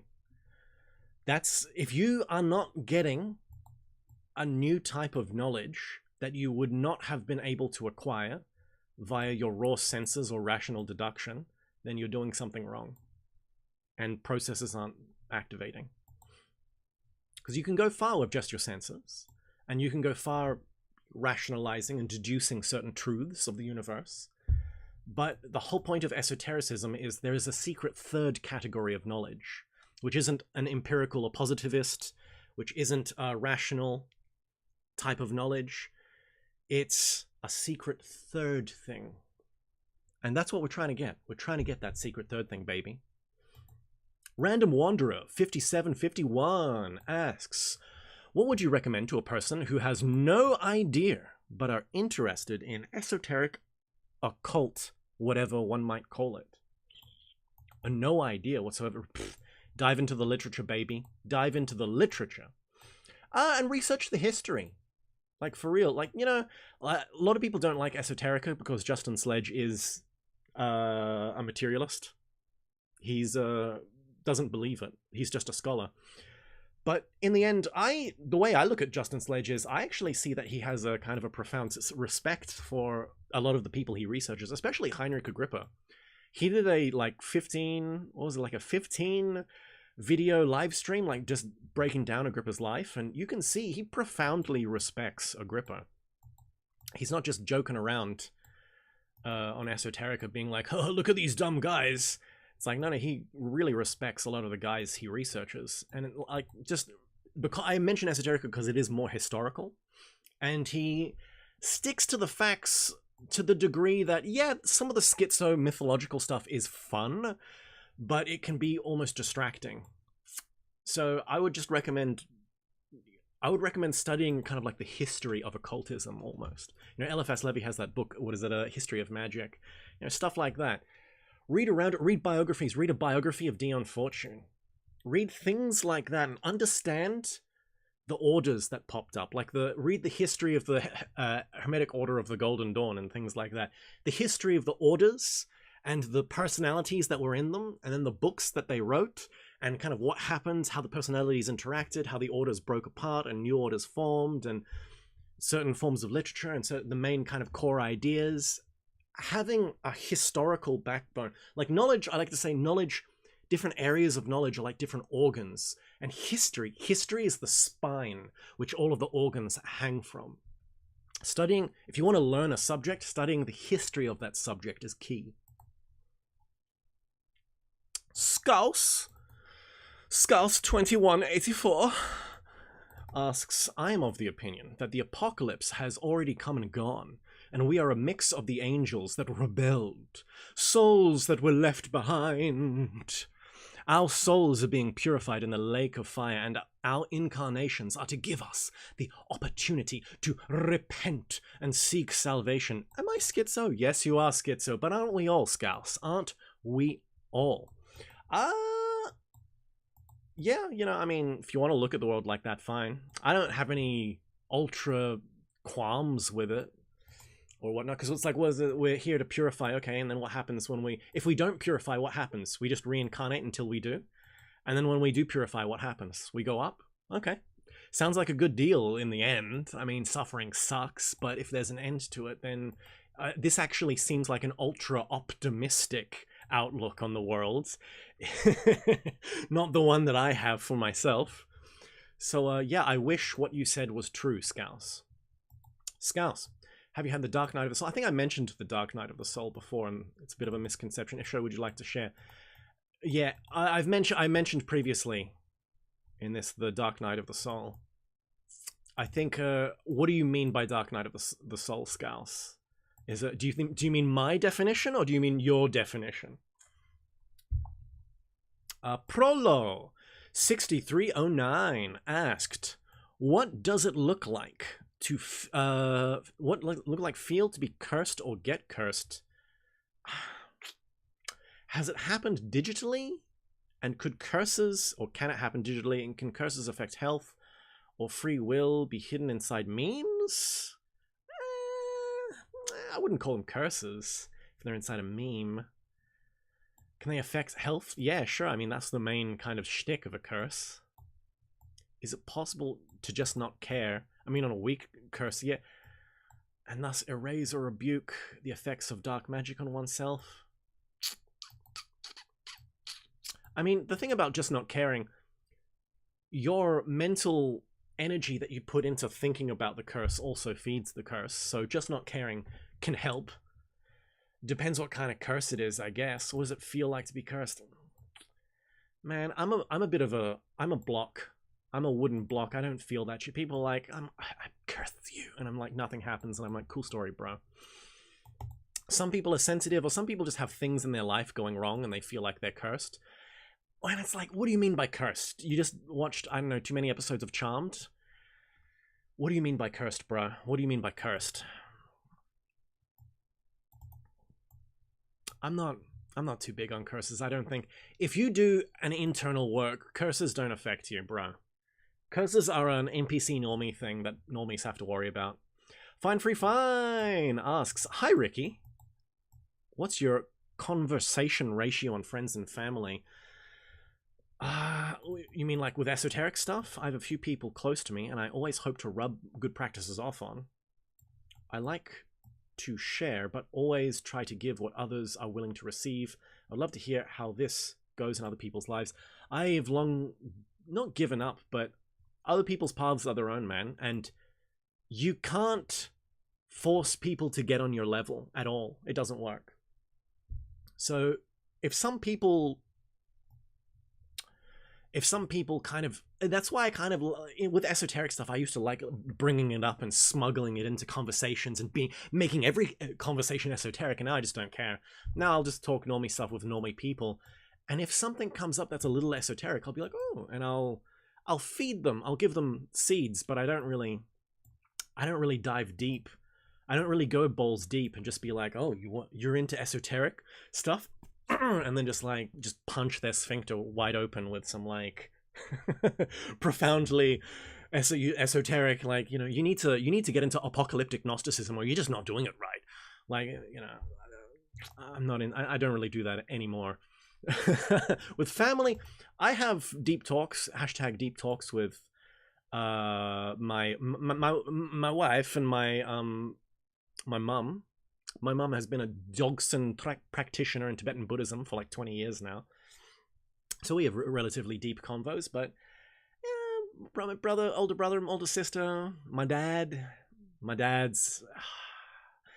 cringe. My dad's the biggest NPC normie man of them all. My dad is a degree in physics, lecturer in a uni, does stuff on electrical engineering, but he's cringe, dog. NPC, no, he's a Christian as well. He goes to the Christian church, but he's completely dualistic. Like, I do Christianity at the church, and my scientific stuff, I'm just scientific, and, you know, numbers aren't real things. Numbers are just inventions of humans, and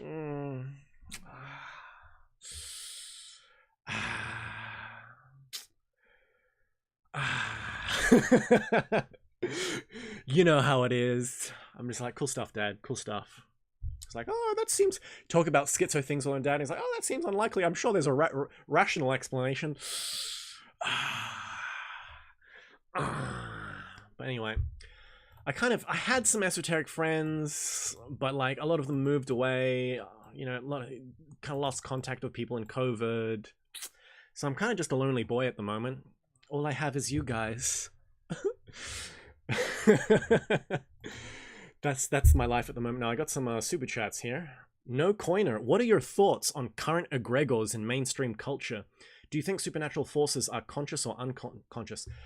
So to answer that, so here's the thing. It's not all just egregores. This is the thing that people get. They learn about egregores and they're like, it's all egregores all the way up. And it's like, no. Beings exist and egregores exist. So there's egregores, and then there's archetypes of different things. Beings are different things. So it's like there can be an archetype of a thing that's a representation, or the thing behind a representation. And then there can be the actual being itself. So you could say there's an archetype of Athena, then there's the goddess of Athena, that's an actual being. And then there's an egregore of Greek mythology that will represent and also present a representation of Athena to certain people, and it's like different levels, man. Egregores are like in the astral, and then you kind of get the real god as beings in a different realm, and then the pure archetype in the world of forms, like in ontological space, and it's like there's different levels of different things all interweaving. And it's not that it's like super complicated, and I understand it's like, no, it's super complicated, and I would say don't trust anyone's full take. You know, someone like Naga, on the level of like Nagarjuna, would know what's going on, maybe. But even then, I don't think he'd like tell you. He'd just be like, it's all just appearance. Just you know, just focus on the breath, dog. But thoughts on current egregores? I mean, it's interesting. Because look, the egregor, when we think of egregores, really what we're thinking of is the main influences of cultures. Like the Chinese dragon and the Russian bear versus the American eagle. Like, what's going on there? What is going on there? There's some weird shit going on. And it seems like the world is going multipolar. So people who don't know that concept, I've mentioned in the live stream for people who weren't there when I was mentioning, there is usually one culture that represents the pole of the world, and everyone kind of moves around that pole, even if they don't want to. And it's that culture that is also the dominant culture, as in everybody watches their movies, everyone reads their literature. You know, everyone, even if you were in Indonesia, you would still know who Ernest Hemingway was, or you'd watch American movies. Whereas it wouldn't necessarily be the other way around unless you had unless your culture really tapped into something. Like, I think anime from Japan the Japanese really tapped into something. And like, that really affected people on a worldwide thing. There was something behind anime, especially in the 80s and 90s, that like really that was chthonic and atavistic and just came through. But nonetheless, and even maybe even something from the future that was calling back to us, like Roscoe's Basilisk. that was kind of creating the anime through the Japanese. But I'm going off on tangent here. In a multipolar world, instead of one culture having a dominance, there's just multiple poles that don't interact with each other. And that may be for the best.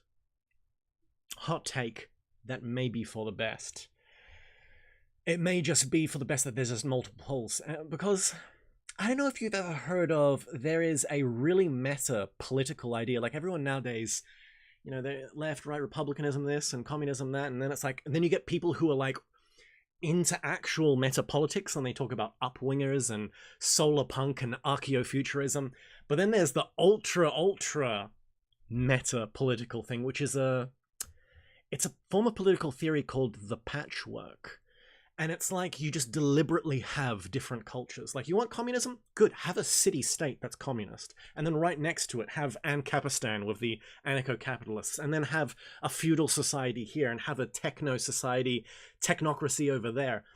And you just let them be. And you have like a patchwork of kingdoms. And you allow people to be in what kingdom they want to be in, basically. The patchwork. And even though that's like how would you even regulate that stuff, man? How would you stop one from just dominating all the others? You need to have something. The only thing in literature that comes close to it is you know what I'm talking about if you've read the later Dune books after the fourth Dune book, that the galaxy or the universe, how the universe operates with the different political factions is basically patchwork style. And it's generated by the Bene Gesserit, who influence things in such a way that it becomes a patchwork, and they also influence in such a way that they themselves also don't have the power to dominate. So it's the truest patchwork in the sense of the word.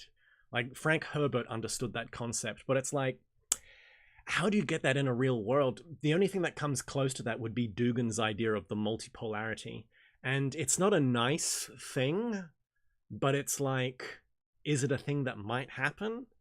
And other people, I've like tried to mention this to some people. I remember mentioning this to one of my leftist friends, and he was like, oh yeah, multipolar stuff, all the fascist people talk about that. And I'm like, yeah, but what is fascism? Fascism is when you have one guy, like one thing dominating everything below it. The whole idea of the multipolarity is literally against having one pole. It's literally the most anti-fascist thing you can think of. Why is it just because it's Alexander Dugin that leftists look at him and go, ooh? Like, anyway. The egregores are doing like weird things. So with politics, metapolitics, and the egregores behind the countries, weird shit's happening, and I don't know what's going to crystallize and what's going to win and what's going to lose. I'm not a geopolitics guy, a geopolitics channel who has like foresight and you can like predict the stock market on what I'm going to say or something. I just kind of look at it and I'm like, damn, esoteric, there's an esoteric storm brewing and it's wild. Anyway, that's my take. My loose take.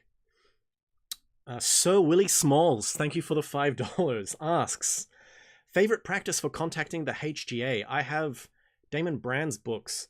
But some say you must work through the Abram... No, you don't need to work through the Abramelin. Abramelin is actually overrated. I also have Circles of Power. Hey, that's great. At the end of Circles of Power, there's that, chapter 13. That chapter 13 is a bit unwieldy, but if you read it multiple times, you'll understand what he's doing. He's basically glumped. He's gotten the Bornless ritual, or the Headless ritual, and he's glumped all of these things together to make it a universal ritual that can be done for anything. So the practice in Chapter 13 of Circles of Power for spiritual development, it contacts the Holy Guardian Angel, has some weird celestial working, and balances the elements. It does it all in one. It's a bit of a mishmash, but fundamentally, if you read the Bornless Ritual, and even the Headless Rite, like just go back to the PGM and look up the Headless Rite, and then just copy it down in a little book, and then like read that, study the Bornless Ritual on the side of that, and then study that chapter, and you can kind of see what John Michael Greer did. And like, it's interesting. I think John Michael Greer did that in the way that if you really want that practice, you can reverse engineer out of the Bornless Ritual your own kind of Headless Rite. And it's like, well, how do you do that? Well, read that chapter 13 in Circles of Power and understand it's not that that's a good chapter and that's a good practice. I find it really long and unwieldy, but I find it genius in the sense of when you look at what John Michael Greer did to build that practice, the logic he used, the thinking he used is genius, and that's what you want to learn via reading that practice and then using that logic, looking at the Bornless ritual and then looking at the headless rite and extracting the headless rite proper from the Bornless ritual and kind of making it your own. That's what I would say would be the best. And if you want another thing to kind of help along and or kind of given a good example of Holy Daemon by Freda Acker. That's the best. That's the other best book to read on that stuff. So I hope that works. So Willie Smalls, Sir Willie Smalls, great name. I hope that helps you out, helps a brother out. Where were we? Yep, that was we did. Whoa! Oh my God, I did it again. Self-dribbling basketball. Did you listen to Billy Woods and hear any Gurdjieffisms, or am I schizo? I don't think. Well, I mean, we're all schizo. No, I haven't. I just haven't had time, bruh. I'm sure he's esoteric. There's a lot of rappers who are surprisingly esoteric, actually. There's some surprisingly esoteric stuff that goes around in the rap scene. I know a lot of people are just like, oh, they all just watch Dragon Ball Z and anime now. But there's some stuff in there. There's some stuff in there if you know where to look. So even though I haven't checked it out, man, it wouldn't surprise me if Billy Woods did have some real esoteric content in there. And like esoteric stuff just like pops up randomly. Like you'll find out that, oh, you know, you like Blondie, and then it turns out, oh, was it the bass guitarist or the saxophone player in Blondie is like a hardcore occultist? Or like, you know, you're into old school metal. And who's that guy? King Crimson? The band King Crimson, the guitarist, Robert Fripp, is like a lifelong practitioner of like Gurdjieff's work and things like that. And you're like, what? Huh? Like all of this weird stuff. Yeah, it's all in the music industry. I think because artists have a weird connection with you know how I was talking about your unconscious regions, the subconscious regions of yourself, and how there are functions in there. Artists have a weird connection with that. And so when there are things in the world that they kind of get connected to much more easier than normies. Even though they're artists and a lot of them may be degenerate, even a degenerate evil person can accidentally create good art from it being transferred through their higher genius. So it wouldn't surprise me. Scouse, thank you for the £10, baby. Had a near-death experience with a typical tunnel of light, but in the infinite darkness, I saw what looked like colorful sprites of dancing in the distance, struggling to figure out what they were. Oh, that's cool. Probably other souls, bro. That sounds like a really cool experience as well. Oh, Lucien Caron. Oh, thank you. Thank you for the $5. I want to get into Gurdjieff. What books should I start with for Ethereum practice? In Search of the Miraculous by Ouspensky. It's the best one.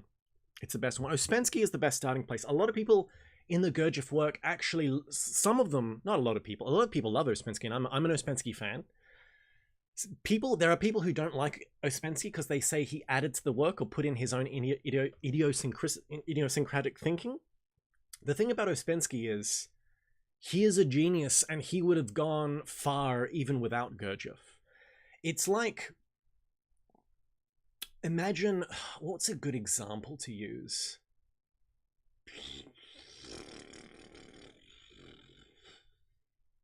I don't know what good. Oh man, I'm blanking on a good example. Like the facts that Gurdjieff managed to like psyop Ouspensky into his teachings is amazing, because it's like the fact that he got Ouspensky is crazy. Ouspensky is a genius in his own right, and yeah, it's like Gurdjieff is like a Socrates and he got a Plato. That's a way to explain. That's a way to explain it. So I'd say Ouspensky is gold standard, and yeah, he may put in stuff that's his own thinking, but it's his own thinking, and he's a genius. So even if he's wrong, it's like it's good to see him being wrong, because it's like, man, that's such high level thinking. I would have never thought of that, And, or even if I did, I would have maybe like kind of fallen into that kind of before this guy and not had any kind of guidance. It's like, it's so useful to see high level thinking, especially high level thinking when they've kind of gone like wrong. It's like, oh, because that's a big pitfall that, you know, I would have been completely blind to. It's super useful to read Ouspensky. So In Search of the Miraculous. In Search of the Miraculous is a gold standard. Gurdjieff received a copy of In Search of the Miraculous in his life, and when he read it, he like said something like, because him and Ouspensky had a bit of a troubled relationship, should I say. And Gurdjieff's words was, when he read the manuscript, he was just like, at first I hated this man and now I love him. And it's like, yeah, pretty much.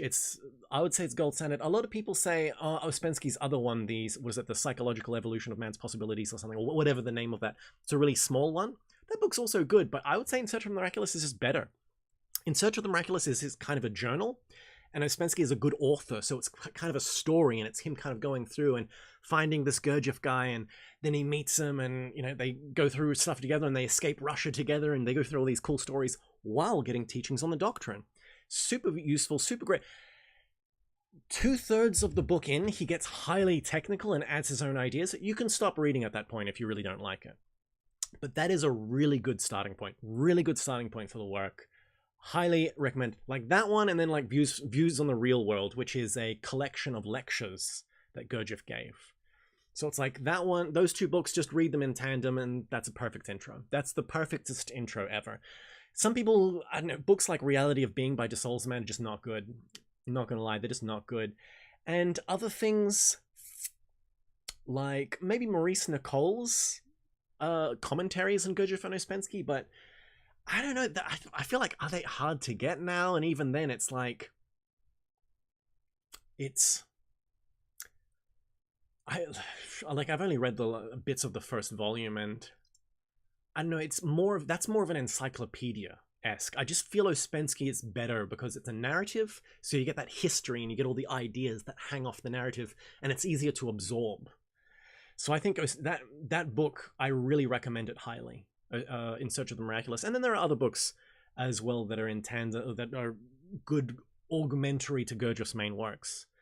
You know, Self-Observation by Red Hawk, or Higher Being Bodies by Oak Tabor. Those are all good fourth way books to sink your teeth into.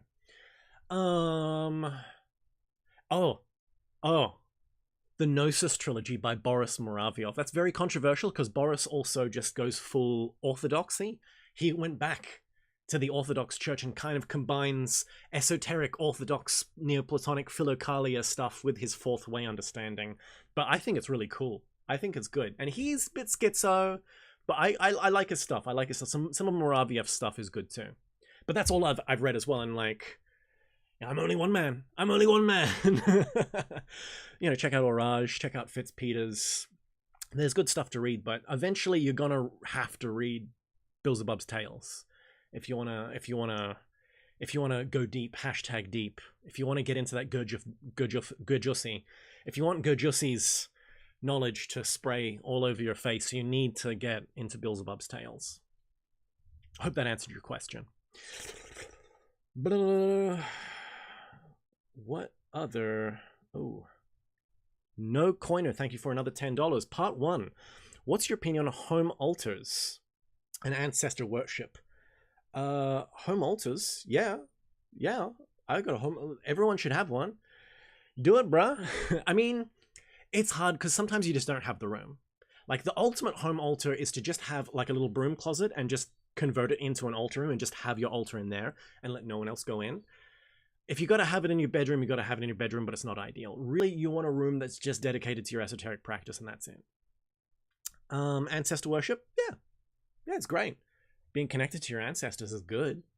I mean, being connected to your ancestors is good because it can kind of connect you to the family egregore. And, you know, once again, it's that kind of thing. Is tradition just peer pressure from dead people? Well, those dead people know a lot more than you do, especially as an amalgamation. So it's like, but should they have dominion over your life? Well, you should give them a vote, but don't let them veto all of your ideas. You got to be your own person. But definitely give them a vote. Listen to your ancestors. But at the same time, you're a part of a link in the chain, and you got to forge your own way, make sure that chain continues. So yeah, it's good, it's all right. Our culture has been almost entirely stripped of altar tech and sacred spaces at home. Romans could recite 300. Yeah. Your ancestors are your roots, baby. They're your roots back into time immemorial. It's one of those things that's also hard because a part of that is because our culture has become plebeian in essence. Because, yes, in ancient Rome, they had home altars and could recite their ancestors 300 years. Yeah, the aristocracy could, but could the peasants? Now that we're all peasants, we live in a plebeian society, that's just not done as much anymore. So bringing back that tradition is actually kind of cool. Yeah, go for it. Part 2, I've had an intuition that ancestor worship is important in that ancestors are the proper bridge to accessing the divine. Yeah. I mean, there's more. As I like to say, like, I love the fourth way about higher being bodies, but they're not the only ones who talk about it. There's more than one way to skin a cat. So that, what you just said there, it's the proper bridge to the divine. Look, it's definitely one way to act. Definitely. I completely agree, but there's more than one way to skin a cat. If you have that intuition, though, that is definitely important for you to, like, follow that intuition. Don't let anyone discourage you away from that. Be like, oh, ancestor worship is more of a primitive thing. Really, you want to get to the direct God via this process that I'm doing. No, fuck that guy. If you've had that intuition, then that's something significant. Wait, what's the rest of your comment? To accessing divine, they know the territory and can protect us. Yes, yeah, 100%, 100%. I mean, it's really good if in your ancestors there are masters, like you come from a lineage of priests or something, but even if it's just NPC normie, man, as it's that kind of, that family egregore, there's still wisdom in there. Definitely. So I think that's good. I think that, yeah, follow your intuitions, bruh. And thank you for joining. Thank you for becoming a Gnostic Hierophant Part 3. Do you have any advice on ancestor worship, how it's practiced, and how to tune in? Do you believe in genetic memory, genetic memory, yeah, so there's some things to say about that. But first thing with ancestor worship, do I practice it? I am, unfortunately, a rootless urban swine. I have been cut from my roots, and I am a modern man who's just lost afloat in the sea of tradition in this modern world. Like, yeah, my ancestors are crying right now. It's hard because, look, should I expose myself? On my mum's side, she's Greek. And she was a black sheep in the family. So she left Greece and, like, she doesn't like it. I mean, she's friends with them now, but she converted to Buddhism. She has no connection whatsoever to ancient Greek gods or Plato. And Greeks themselves, some of them are definitely into that tradition, but you have to remember, after the Second World War, Greece was primed to go communist. In Greece, there was no one. The people who lived in Greece, after they kicked out all the Turks, there were landowners and there were peasants, that's it. There was no class society besides that, and all the peasants were hearing about this communist thing from Russia. And so it's like, my family was one of the ones that kind of went hard left. I descend from the communists, the Greek communists, and so were anti-church and superstitions. So they've become completely deracinated from their tradition. So I get nothing from my Greek side. And I know there's some people who are Orthodox in Greece and, they've kept their traditions or even smuggled in the traditions in Orthodoxy and things like that. And like what was it learning the other day that Hecate has been smuggled into the Greek Orthodox world by there's a saint called Saint Barbara, and she's literally Hecate. And all of the, traditions around Saint Barbara is literally just Hecate rituals. And it's like, what? What? But that's not my family. My family were the communists. So yeah, I'm completely deracinated on that side. Completely rootless on that side. And then what's the other side? And then it's the other... I kind of lost the connection. What's the other side? The other side, my parents are... I'm going to expose myself here. My parents are Parsi. So, well, my dad was Parsi, and both his parents were Parsi. So if you don't know Parsi, it's old Persian. But they were like Parsi from India. They came from Mumbai. So it wasn't even the cool Parsis from Iran. They were the Freddie Mercury. You know, Freddie Mercury is, if you ever look at Freddie Mercury, what do you think race Freddie Mercury is? You know, the lead singer of Queen. When you look at Freddie Mercury, you just think he's what? He's American or a white guy? No. If you see Freddie Mercury, there's some pictures of Freddie Mercury without a mustache where he shaved it off. He has this vaguely oriental kind of look about him. Freddie Mercury was full-blood Parsi. I think they came from India, right? But it was like, there's this diaspora of Persians. They're Parsi in Iran, and the Iranians, of course. But then there are Parsi, they're a mix of Old Persian and Arabs. And then there's the ones that went down to India and are basically a mix of Indians and Old Persians. So the old kind of Persians had this kind of Caucasoidal feel to them. But the whole story is in ancient Persia, you know, the Arabs came and in one hand they had a Quran, and in one hand they had a sword and said, choose one. And the ones that didn't choose the Quran went down to India. And there's this whole story where they're like, what is it? The leaders of the Zoroastrians came and went to the king of India and were like, hey, can we come and stay in your place? And the king was like, And the king didn't want them to basically be in their these filthy Parsi, these Persians. So he got like a cup of milk and filled it to the top and said, look, this is my country. It's full. There's no place for you here.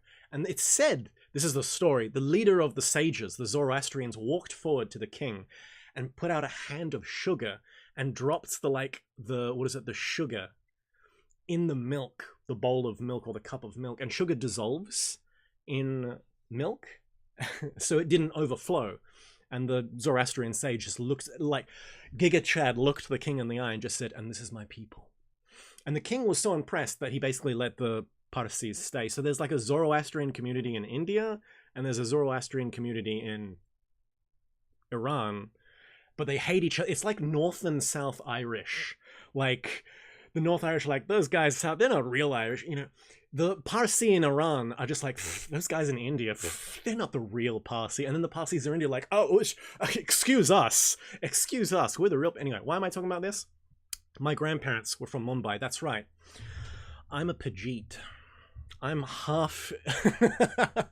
My 23andMe, do I look white? If I look white, it's purely incidental. Like my 23andMe, there's not much European. I got like some European from my mom's side, and the rest is like a little too far east. No. Anyway, if you know anything about Indians that left India and went to Britain, went to London, Britain in what was it, 70s or 80s? There's this weird thing with those kind of Hindus.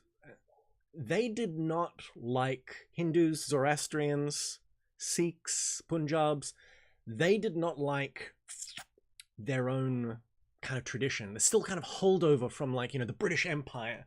They became kind of anglicized Indians, and they had this, it's a weird ambivalence they had with their own traditions. But my grandparents did nothing with the Zoroastrian community. They were like, my grandma had nothing to do with them, and my grandpa had even less. So it's like I completely deracinated, no relationship whatsoever with Zoroastrianism, didn't even know it was a thing until later in life. And it's like, yeah, and then my mom obviously, you know, left Greece, went to London, met my dad, made a baby, and it's just like, I'm like deracinated both sides, man. It's really sad. Am I using the term deracinated right? Anyway, I'm rootless. I'm without... I'm just afloat. So basically, hence why, you know, I liked Eastern stuff. I was raised Christian, as we Anglican Christian, as all good boys are. But Anglican Christian is fucking lame. It's dry, it's stale. All they do is sing. There's not even cool exorcisms like in Catholicism. And then, you know, my mum converted to Buddhism when I was 10. I'm giving like too much life story here. And you know, you hear about Eastern stuff, you do some Reiki, you go to a yoga school, and it's just gay. It's all gay. I was like, oh, yeah, I guess. When I found the Western tradition, man, I was throbbing. And you guys don't understand nowadays. You guys on the internet back in the day, there was nothing. There was none of these online schools. YouTube didn't have anything. No one talked about esoteric. There was like one guy who talked about Franz Barden on YouTube, and it was like Faustia. Was it Faustia 196 or something? And he like just talk, and he would like go off on tangents about like how Hitler survived the Second World War, and then talk about Franz Barden again, and would produce a video once in a while. It's like there's nothing. There was nothing. Ah, and it's just, yeah, man. Yeah, just when I found the Western tradition, what it was, I was just, just a little bit of Hermetics, a little bit of Kabbalah, Gnosticism, just bathe in it, loved it. Mwah. And so I've just gone full Western tradition since then. Alchemy, Rosicrucianism, put it inside me, give me more. I'm completely like not connected to my ancestors at all, so I'm trying to jack into another matrix. Spiritually, I found my place, but biologically, that biological connection is lost. Actually, let me tell you something interesting. I went off on a big tangent there, too much personal story time, but have you ever read the book? It's like a little short pamphlet, really, about 40, 50 pages via Steiner, called The Occult Significance of Blood. Steiner talks about how tribal people all have a certain level of clairvoyance, but the thing that kills the clairvoyance is when they crossbreed. So the blood, when it's pure, has a certain level of clairvoyance, also to do with the ancestors, like ancestor memory and connection to the ancestors, seeing them in your dreams and being connected to the land that your ancestors have lived on all this time. But as soon as you crossbreed once, it cuts that connection, and the baby that's mixed race is no longer clairvoyant. But even though the clairvoyance is cut, the willpower is increased. The internal, like, it's like the mongrel has this races. And with that willpower, if it goes into the world, into ego, usually they become great, you know, businessmen and whatnot. Kind of like, I guess this is why, like, Jews, like a lot of Jews are actually kind of crossbred with other, like, kind of races, and that's why they're like so good at business. But your willpower extroverted into the world becomes egoic, and they become like masters of business, the mongrel. But if it's introspective and is able to spiritualize itself again, it can reconquer its faculties, and it can open the clairvoyance again. He doesn't really say that you regain ancestor memories per se, but you have a different type of clairvoyance, which is actually more clear than just the basic primitive tribal clairvoyance. It's very interesting, and that's how I kind of feel. I'm like this weird crossbreed that's just completely uprooted from my traditions and from my own ancestors. But if I play my cards right, I may be able to I have found my place in the world, which is in the Western tradition. But if you're not like me, if you are connected to your ancestors, your family, your traditions, you still have that, and you don't have to call it primitive clairvoyance, but your ancestors appear in your dreams. That's good. That's an advantage that you have. Use it. Anyway. Oh, hello. Coin again. Last thought.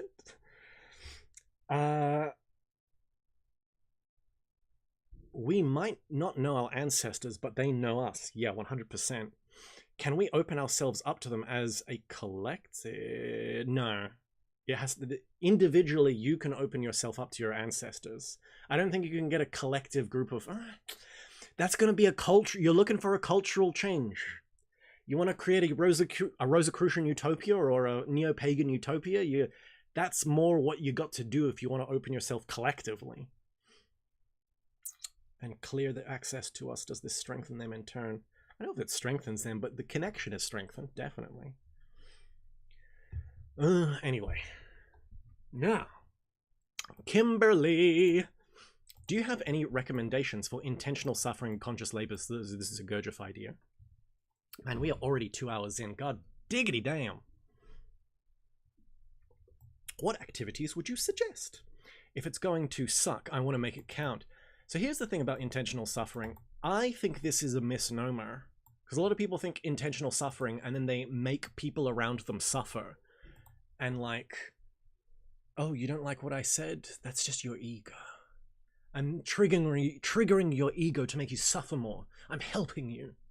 Anyone who speaks like that, completely fucking delusional, run in the opposite direction. Intentional suffering just means conscious. Because no one suffers. Most people, you know, you don't consciously go out of your way to suffer. Intentional suffering is that thing of you automatically take the elevator, but instead of taking the elevator, you take the stairs. That's what the intentional suffering is. It's the intentional suffering and conscious labor are actually the same thing in that sense. So it's more of, I would say, it's not necessarily a practice, it's almost like an attitude you have in life, a fourth way attitude to life. So when in your moments in life, when you have those moments where you kind of awaken, you can kind of do something in those moments to take on a higher burden, to take on more responsibility. And that has an esoteric effect on you. Jacob Mendez. Best book on Nigong. I mean, it's not like I've read a whole bunch of them, but I'm a Damo simp. Damo Mitchell, Comprehensive Guide to Nigong. Get it. Yunes. 948. How to break down the cycles in my head faster. I'm aware of them, but it's like I lack will to stop acting on them, or maybe I'm not fully aware. Cycles in your head. What do you mean by cycles, bro? You mean like, are you bipolar? I'm not sure what you mean. Break down cycles. I mean, if you have mental knots and, you know, you keep kind of hitting the same problems, what undoes the knots? What undoes the mentality? Well, introspection does. But in the end, it's the proper introspection. Here's the problem with meditation, the way it's taught. I actually think meditation is bad the way it's taught nowadays, because I even don't like using the word meditation. Just sitting. Have a practice of sitting. Because the way meditation is taught is, if you do the way meditation is taught, like through the apps or through pop culture meditation, if you suffer from neurosis or any form of neuroticism, it'll make you more neurotic. It's not necessarily a panacea cure-all. And it's like, oh no, there's so many scientific researches where they've done all these like little studies, and you know, doing this meditation helps your penis get more erect, and I'm like, yeah, okay, cool story, bro. Whatever, man. It's not my experience. I've seen people with depression. Man, if you've ever seen someone with depression and they get recommended to meditate, it makes them more depressed. Like they're stuck in their head, and like true meditation, if they can get into samadhi, sure. But if you can't get into samadhi and you have no concept of what meditation is, it's not going to work out. It's not going to work out. They're just going to... It's like you're stuck in your consciousness. You're stuck in your mind. Meditation takes you out of it into something else. But if you're neurotic, this just spins even faster. And the act of trying to meditate actually messes you up more. So I'm very cautious in recommending practices of meditation for mental stuff. So I'm not sure what you mean by that. Greg. Thank you for the $4.99, Greg. Are there any signs other than synchronicities and dreams that confirm you are making progress before full attainment? Yeah, powers and faculties. Spontaneous visions and intuitional impulses, but in the end, skill. A faculty, a siddhi, is a skill. If you can engage, and it's not like, you know, astral projection is a be-all and end-all, but if you can't astrally project whatsoever, if you can't remote view whatsoever, like just look at a basic technique for remote viewing and try it out. And if you think you're a super enlightened person and it doesn't work for you, what's wrong? Like, remote viewing isn't anything bad. It's not like you're desiring anything. Remote viewing is just an extension of the consciousness. If you're enlightened, your consciousness is free. Why can't your consciousness extend over time and space? So it's like, this is where I think magic is good. Magic, whatever, you know, do some manifestations, do some magic. Try cultivating a city. These things, you don't cultivate a city just for a siddhi, a power, a faculty, just for the lols. You cultivate it for, because it can be used as a measuring stick. No faculties, no cities, no experiences doesn't, you know, means no initiations. It doesn't necessarily mean a person with magical powers is super enlightened, but a person with no magical powers is definitely has not attained, okay? Even the Buddha, bro, the Buddha has the craziest freaking faculties. There's like, my favorite, out of all the stories in all the traditions in the world, the Buddha has the craziest one where he does the twin miracle, where he has to like go on this debate or like kind of go on like a magic fight with like 6 other dudes. And he just comes in shooting freaking fire and ice and out of himself. In some stories, he levitates in and he produces fire from the top of his body. And he emits water and vapor from the bottom of his body. And then he switches them at will. Because some people can do something like they can heal people, but it's not necessarily their will.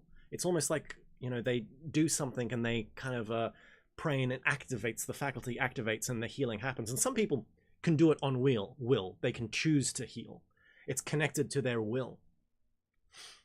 What the Buddha did in the twin miracles, it sounds nonsensical and silly, but that is, in my opinion, something even more radical than something like resurrection of the dead. Because what the Buddha did, like, here's the thing with fire and water. Those two things, or fire and ice, whichever story you want to go with, those two things are contrary. Like, forget about fire and ice. Can you make yourself happy or make yourself feel happy emotions? Can you also make yourself feel anger and hate? Like, just start thinking about something that makes you angry. Can you do both at the same time? Can you make yourself, like, happy and sad at the same time? Or, like, can you make yourself love yourself and hate at the same time?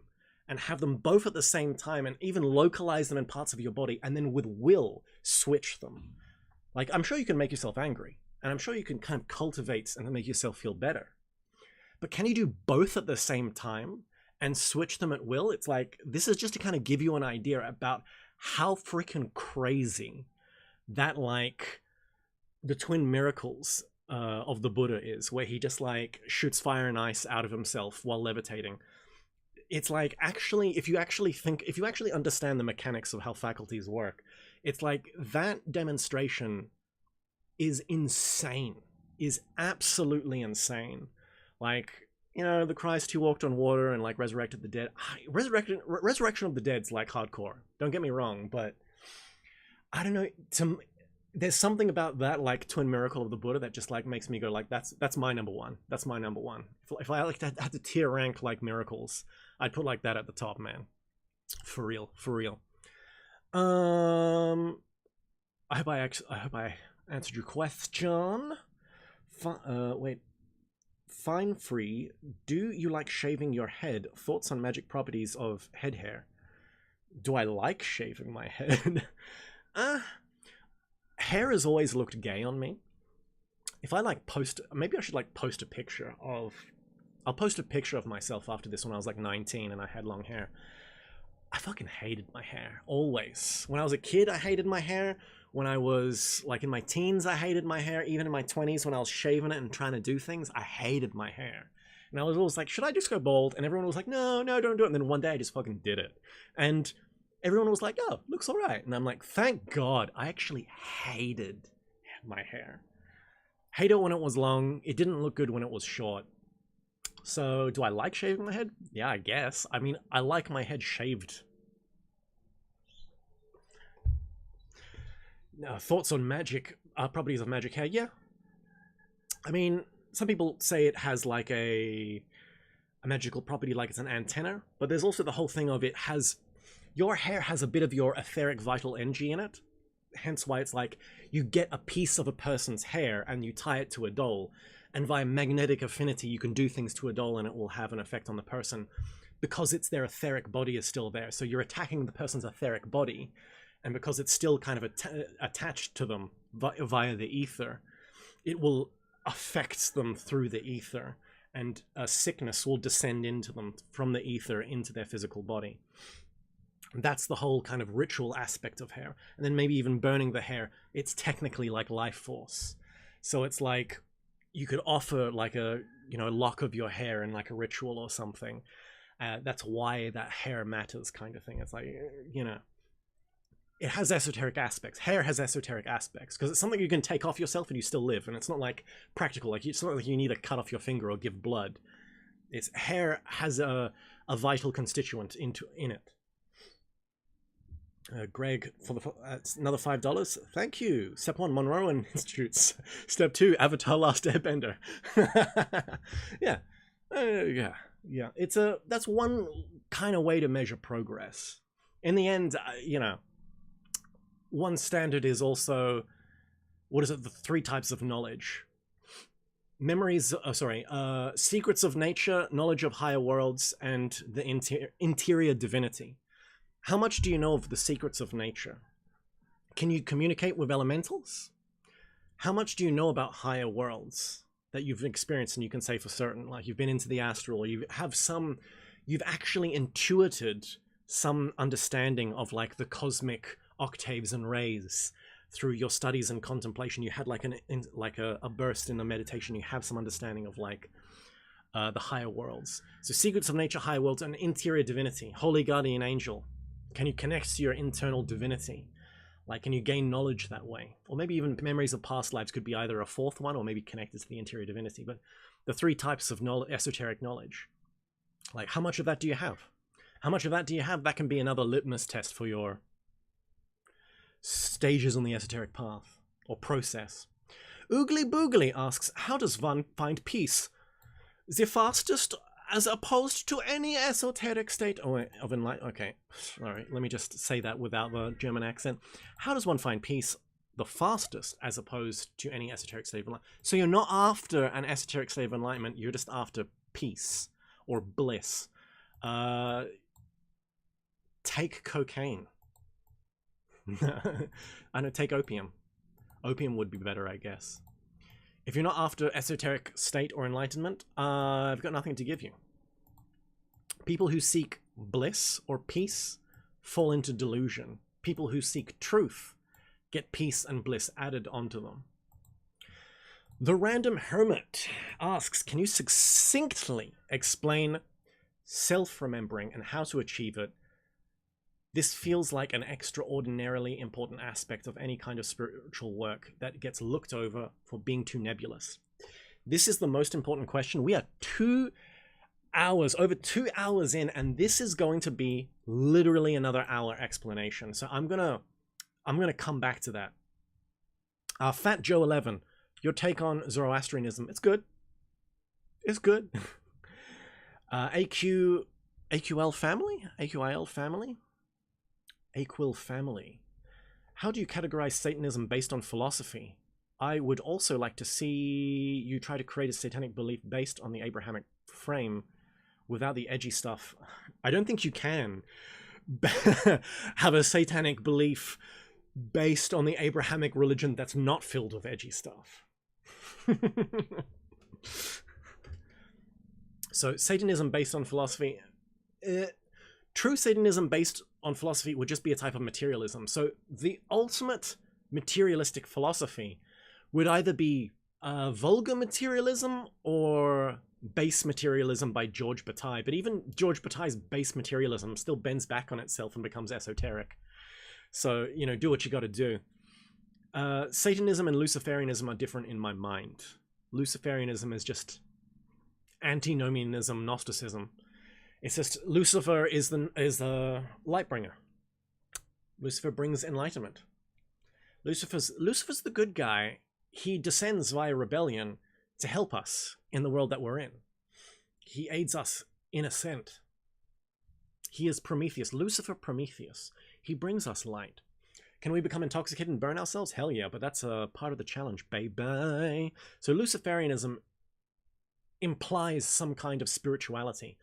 Base Satanism implies a mockery of spirituality in that there's only matter. So George Bataille's base materialism is probably the closest thing to a true philosophical Satanism. I don't know, Abraham, based on an Abrahamic frame without the edgy stuff. I don't know if that's possible, dog. Gonna be completely honest. Completely honest, I don't know. What is your take on technonosis? Achieving salvation enlightenment through material or technological means, mind uploading stuff. Also, can you read my analysis on Colin's bear animation video? I don't know what that is. But technonosis is a transhumanist psyop. I have zero faith in all transhumanism. Why? Because man is already a machine. The point isn't to make us more like machines, it's to become less like a machine. In the old days, they would have said man is like an animal, and the hippy-dippy people would have been like, yes, return to nature. You know, rejoin the animal kingdom. No. We're already an animal. We don't need to become more like animals. We need to become less like animals. So technosis, transhumanism, or spiritualized transhumanism is just like a new age slop version of that. Basically, I'm very dubious. I am very suspicious of technosis. It's like, the iPhone is made with a golden ratio, so using the iPhone actually awakens your consciousness instead of using Android. Cool story, bro. How to get Undine Mermaid Girlfriend. So what you do is you go to the ocean with a cup of Starbucks, and then... Nah, man. Look, Franz Hartmann, in his book, With the Adepts, describes that process. Because at the end, he gets an Undine Mermaid GF. And he cooms his pants so hard, he comes out of the astral. And that's how the book ends, actually.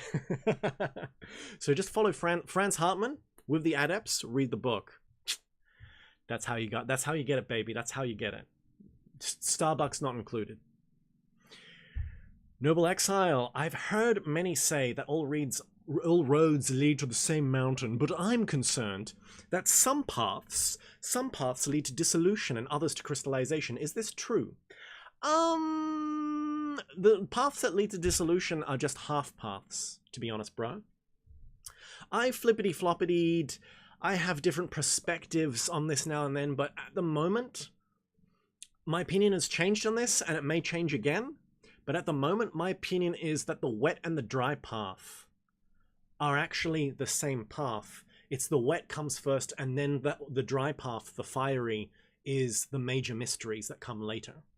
So the wet path is this path of water, is this path of asceticism, is this path of disillusionment. When you put... So the waters are acidic, they're corrosive. So when you put things in the waters, it dissolves them.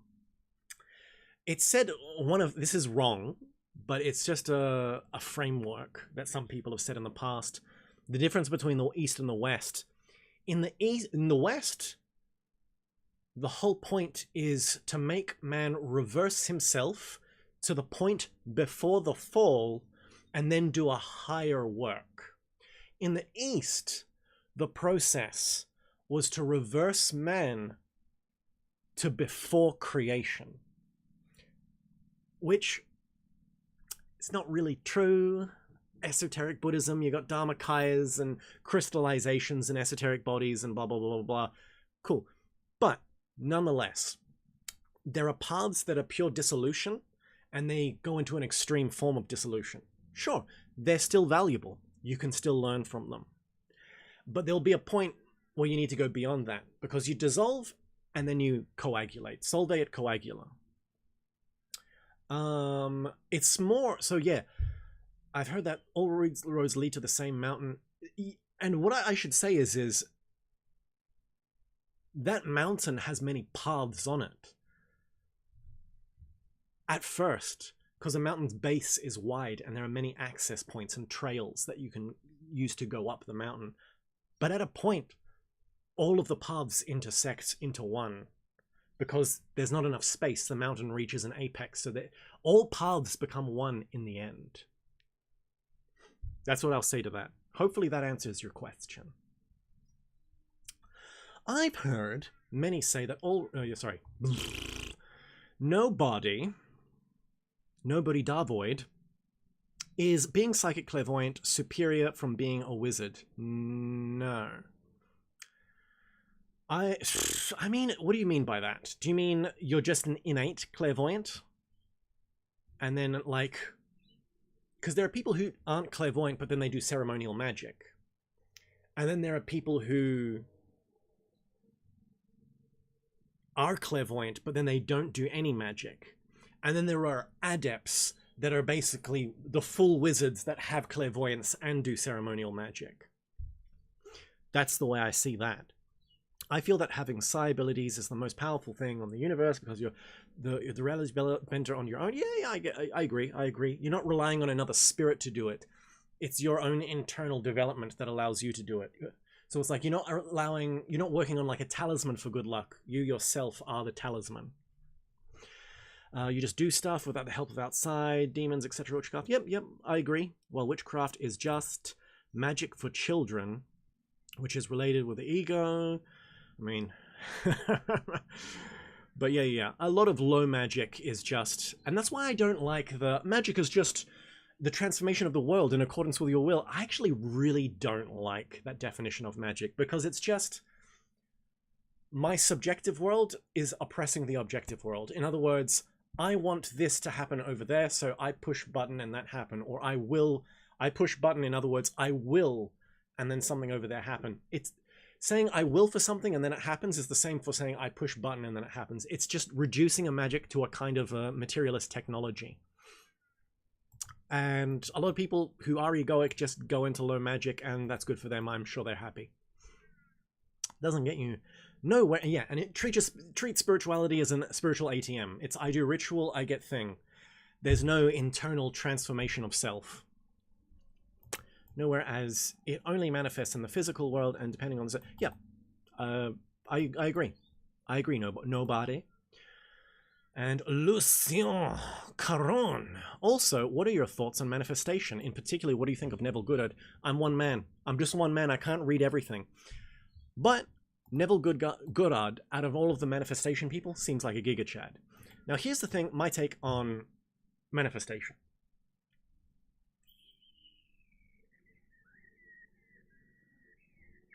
Sorry, let me just go over here. Here's my take on manifestation. Here's your consciousness, your conscious awareness. Here is the subconscious. When you manifest, what are you doing? You are making an image. I don't know, how should I represent this? Let's just say a box. This is an image. You're visualizing yourself with $1 million in your butthole. And what you're doing is you are willing this image into your subconscious world. And then your subconscious, because idealism is technically correct, because it's not that all is mind, but because all minds are connected, there is a universe, there is a universal soul, but there is a universal mind. Your consciousness is connected to the universal mind through your subconsciousness. So if you're able to embed this thing in your subconsciousness, it goes into the universal mind and can create change within the world. And then you get the thing. And then you happy.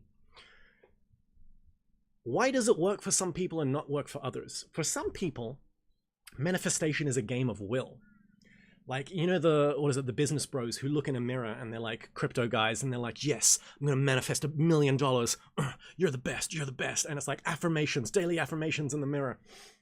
There is a certain principle of will that happens because the thing is, when you put your intention into the subconsciousness, if it's willed, there is a principle in the subconsciousness that acts against it and creates a barrier.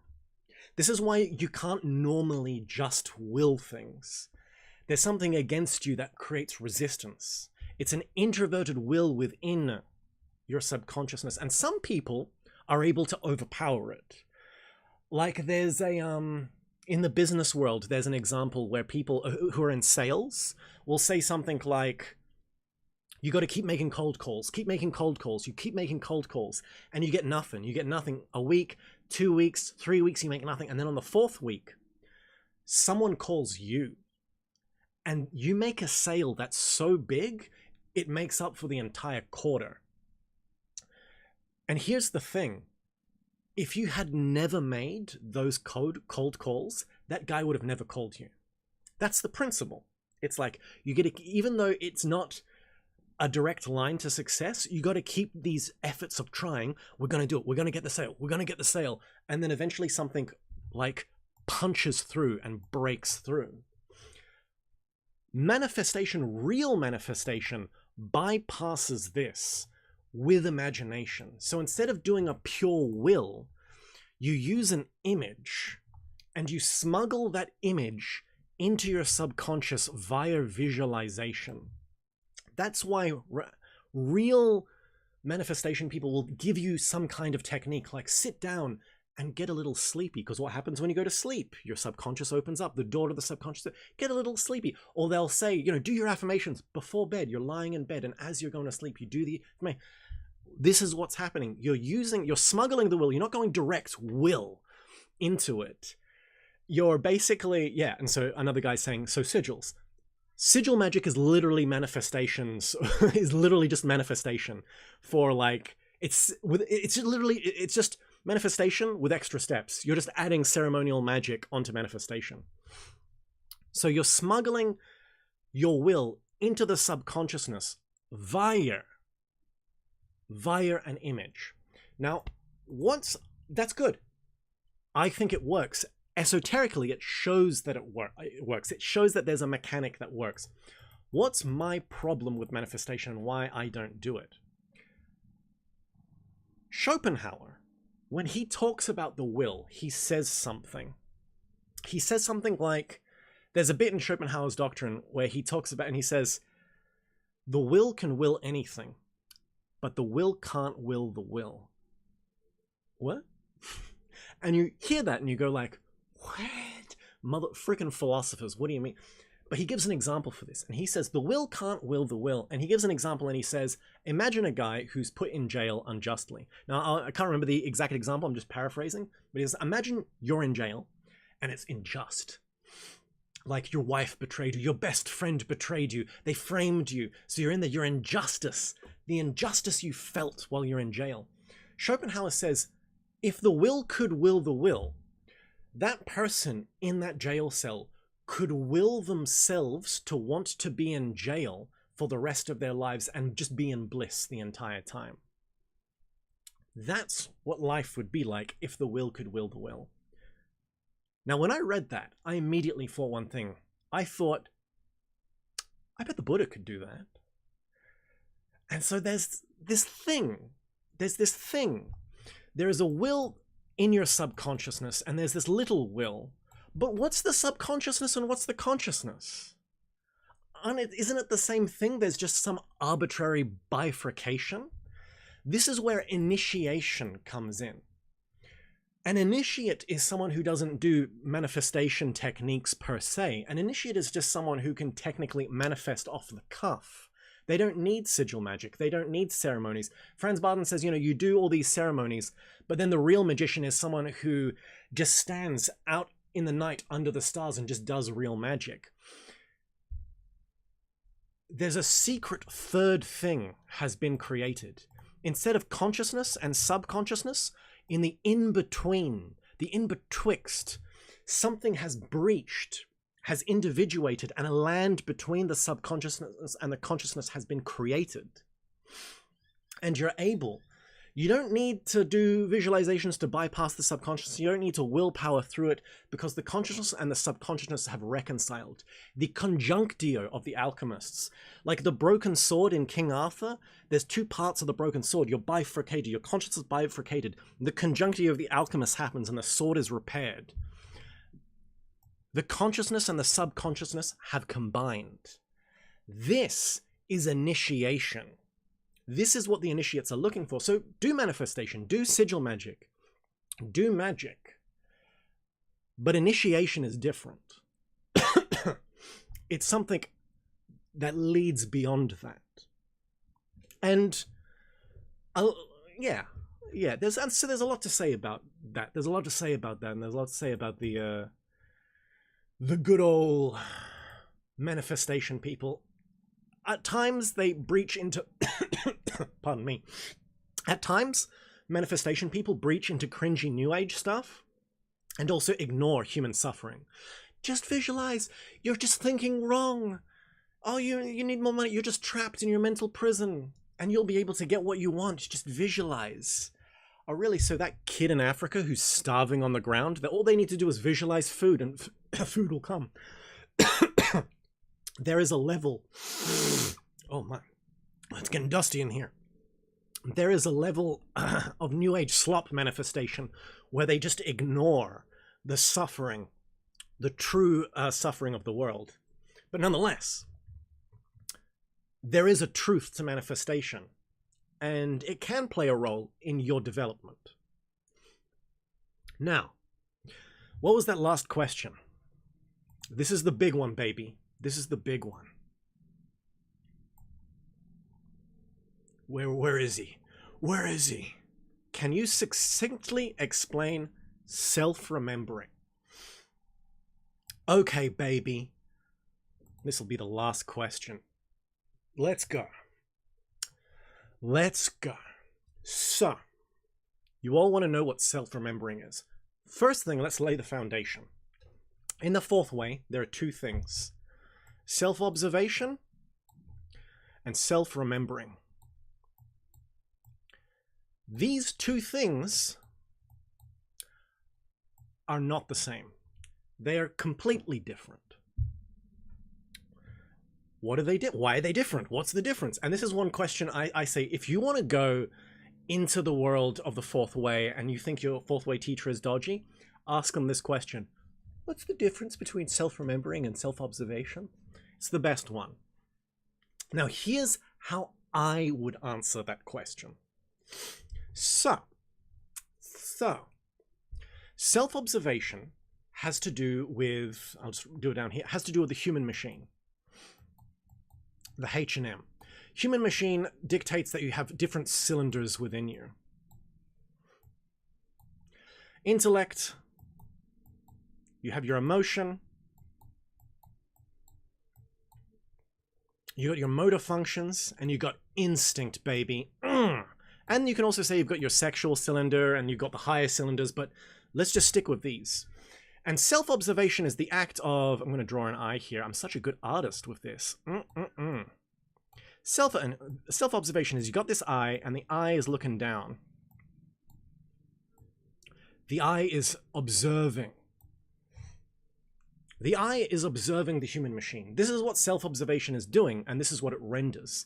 Self-observation renders knowledge of the human machine. Knowledge is, renders knowledge of your intellect. What do you think about? What are the cyclical thoughts that you think about?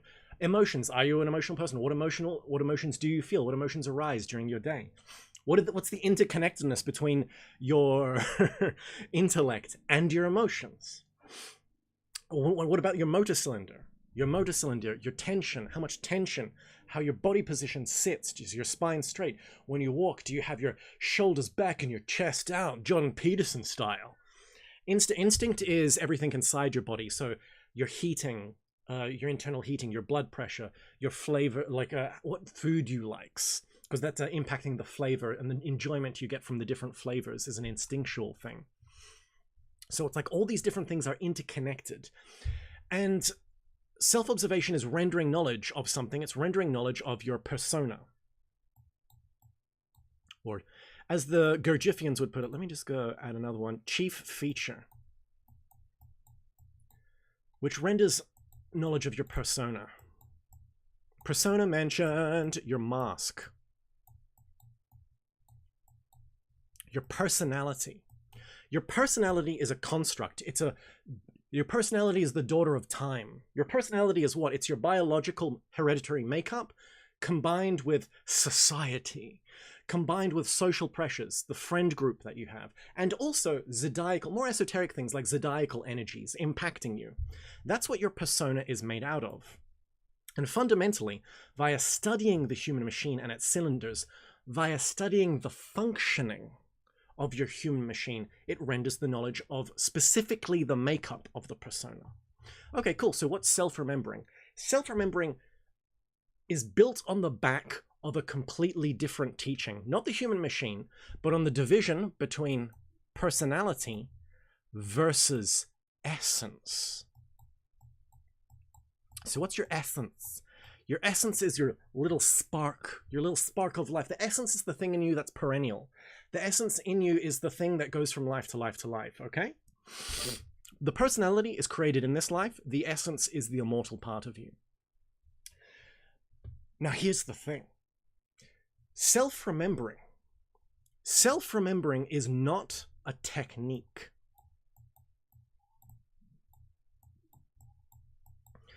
Self-observation to a degree is a technique. Some people align it with a technique kind of like a psychoanalysis of the self. I have a video on that, how people kind of get that wrong.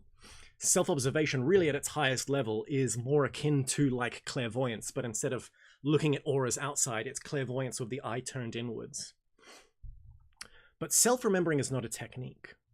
In Gurdjieff's the work, he talks about different levels of consciousness. He gives like a base level, level 1, which is like basically people who are asleep.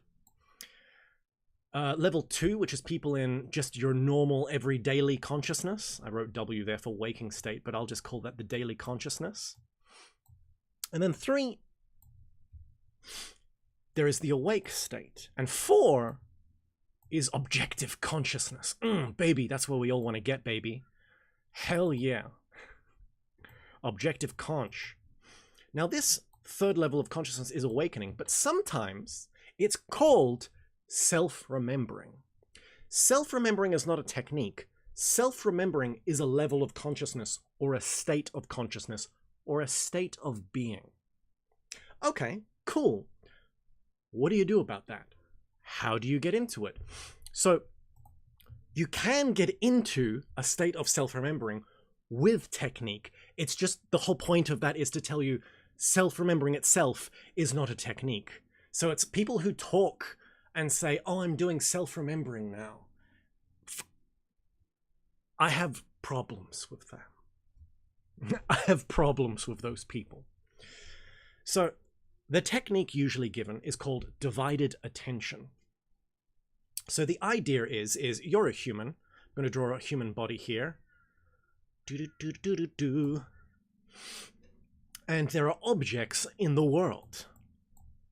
This is a tree, okay? This is a tree. Now, normal people with their eyes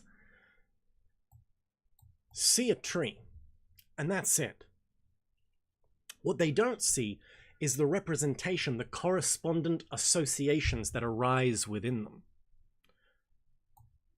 The whole point of divided attention is to have an awareness on your internal world while you're also aware of your environment. So your consciousness, instead of going in one direction, has become bi-directional. And then eventually you want to make it multi-directional. But this is the thing. And the example I always use is, imagine you walk down the street and then you just kind of get sad and you don't know why. But if you're a self-observant, if you're in a state of divided attention, this is where self-observation can kind of, if done properly, can lead to self-remembering, but nonetheless. Divided attention. If you're walking down the street and you're dividing attention properly, say you walk down the street and you hear something, like a house, and you hear a kid getting yelled at. That is an object, technically. It is an impression that comes into you. It enters through the gates of perception. We all have 5 gates of perception, the main gates of perception. When any impression enters in you, it will magnetically attract an impression like itself. So when you hear someone yelling at a kid, what's more than likely is a memory of you yelling at a kid will arrive, or it could evoke a memory of when you were a kid and you were getting yelled at. And if you're not conscious of that, you're just walking down the street like la la la, and you hear someone yelling, you're like, oh, and then you just keep walking la la la, and that memory starts to play within you without you being aware of that. You kind of get this emotion of like you being yelled at as a kid, and you're like, oh man, you just become kind of down. But if you have that divided attention, this weird thing happens where you consciously perceive that coming in, and you consciously perceive it arriving within you, and something happens. You don't get affected by the internal impression. It's this weird, you know, like the double split experiment, the gay double split experiment, where you look at a thing and the outcome changes. It's literally the same internally. It's like there are cycles in you, there are processes in you, but as soon as you place a kind of attention on them, and once again, you're not doing anything. You're not like, I'm going to change. I need to psychologically, I'm CBT, cock and ball talk. I'm going to NLP, change my structure of my, no. You're not doing anything. You're not doing a technique. You're not manipulating. You're just placing an awareness within yourself while you're in the world, and you're watching, you're noticing, you're becoming a noticer. As impressions come in and something arises, you just notice the interaction, and that's it. That's it. What happens when you do this? When you do this for long enough, something happens, because there's an object and then there's the thing in you. You gain a sensation that is, there is a secret third thing. Because it's like, what are you? You're not the impression coming in, and you're also not the reaction. So this weird disassociation, words are so fucking bad. Disassociation has a wrong connotation, but I'm going to use the term disassociation happens. This weird disassociation happens where you feel yourself as the something else, a secret third thing that just is observing the process of the arising and the entering. You feel, and it's always hard talking about this, especially like, because this is fundamentally, this is a form of metacognition. And if you describe this to someone who's like neurotic, who's high in neurosis, they always say the same thing. They're always like, oh yeah, I've been doing this my entire life. No. No. If you've been doing this your entire life, you would have higher being bodies coming out of your butthole, baby. Like, if you hear something esoteric and you're like, I've been doing this already, there's something you haven't understood, okay?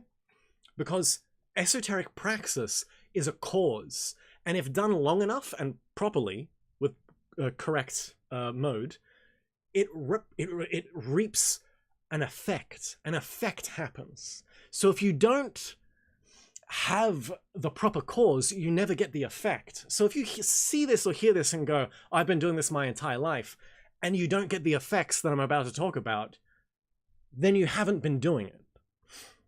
Now, this thing here, what is this? This is the problem whenever I like talk about this, because let's just say, so you got the human machine, you got your cylinders, emotions, you got your intellect, your thoughts, your reason, you got your emotions, your feelings, you got your motor, the somatic sensations of your body, and then you got this other thing. You got this other thing, and in between them is the mask. Let me draw like a crappy mask here. Like it's like a little clown mask.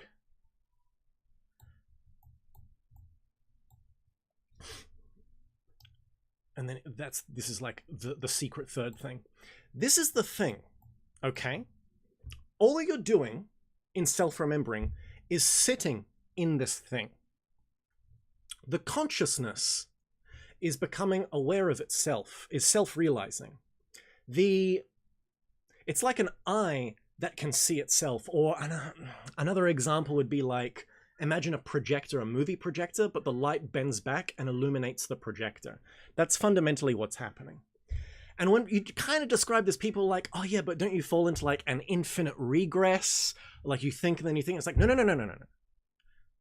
That's thinking. Thinking is a function of the human machine. You're not doing a function. You turn away from the function. Oh yes, I feel it. And when you get this emotion, it's like, no. Emotions are a function of the emotional cylinder. You're not doing that. You're bracketing away. You're turning away from the human machine, i.e., you're turning away from the persona. This is why self-remembering has to do not with the human machine, but a distinction between personality and essence. All of what people think they are has to do with personality, the construct, the functioning, what they do in their day. No, you're turning away from that. When you bracket away, when you're ascetic and you bracket away your thoughts, your memories, your impulses, your desires, what's left? When you get an onion and you peel away the skin right down to the core, what's left? The scent, the essence. What's left of you when you bracket everything away? Just the essence. That's what you're trying to get. And functionally, Gurdjieff is trying to get you to do this actively in life. Now, I'm just going to keep yapping here. I know people are like, oh, but what? I've got questions. Let me keep going. So how do you know you've achieved, or you've kind of gotten into the state of self-remembering? How do you know that you've attained divided attention? Because I'll tell you now, if you've done practices similar to this, you know what this state feels like, and you'll also like agree. This state is slippery. Like, you'll be in this state and then it'll just slip out without you noticing. Like, you'll be in it one moment and then someone will talk to you and it's gone. Or like, you'll be in it one moment and then you'll move your body in some way and it's gone. Even like, I remember one point where I was like standing and I was looking kind of at a scene and I managed to evoke this state within myself. And like, I could look at a forest or I could kind of look at a city. And when I looked at the city, it kind of evoked these impressions in me, which I couldn't not fall into. But if I just looked at like nature, it was interesting. It was easier to maintain divided attention. And then this state that arose from divided attention, I was able to kind of be in that state longer looking at nature. So it's like even the quality of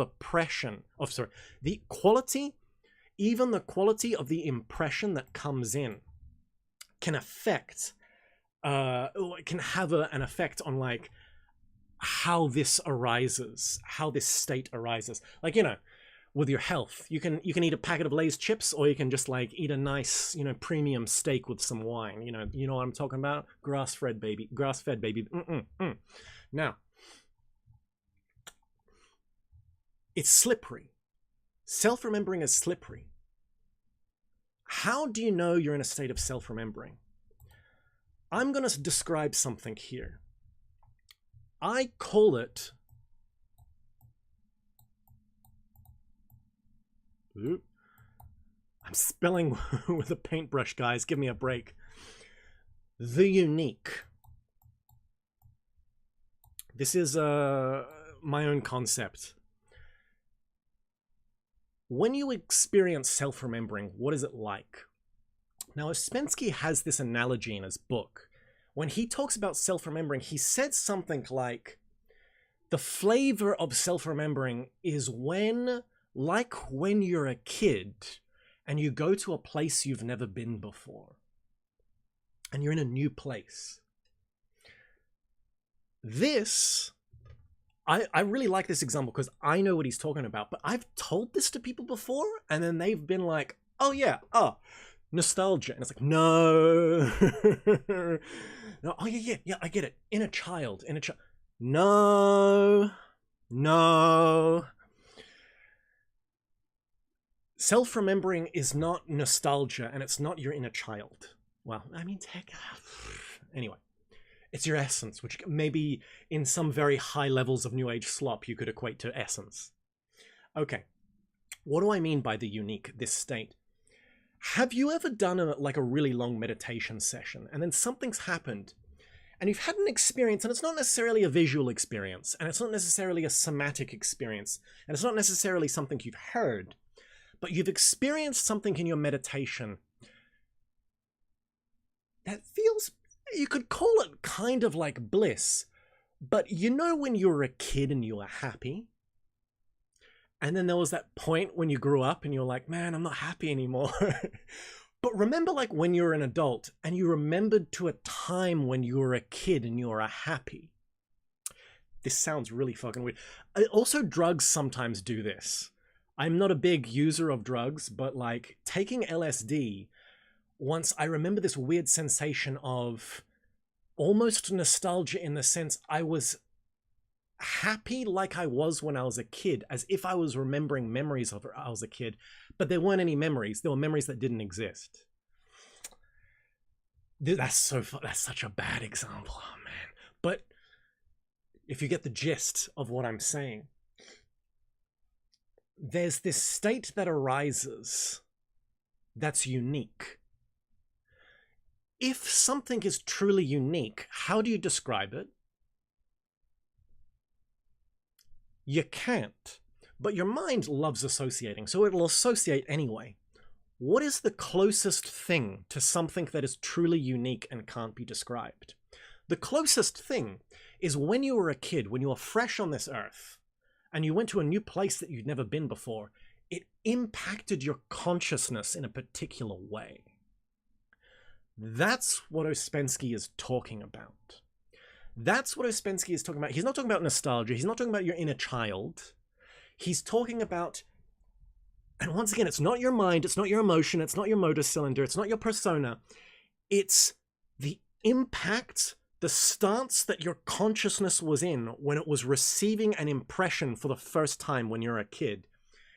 When you get into the state of self-remembering, it renders a particular flavor, which I call the unique.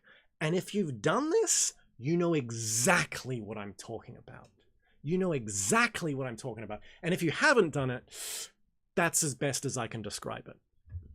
Now, you want to go a little deeper into self-remembering? This state is slippery. We've established that, okay? What's the problem with the slippery state is, if you just do more self-remembering, it doesn't work.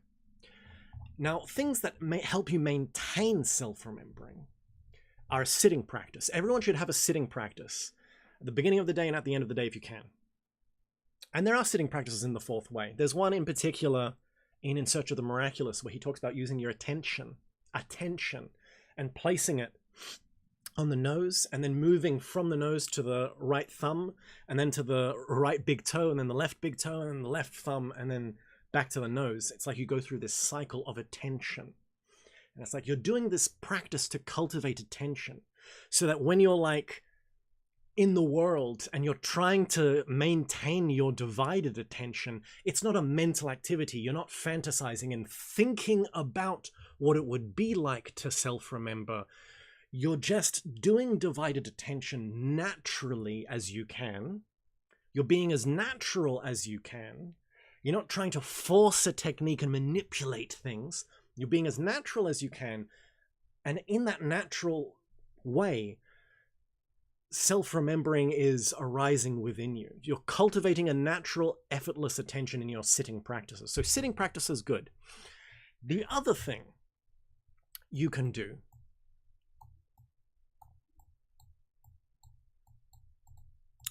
this is a technique to maintain the state of self-remembering.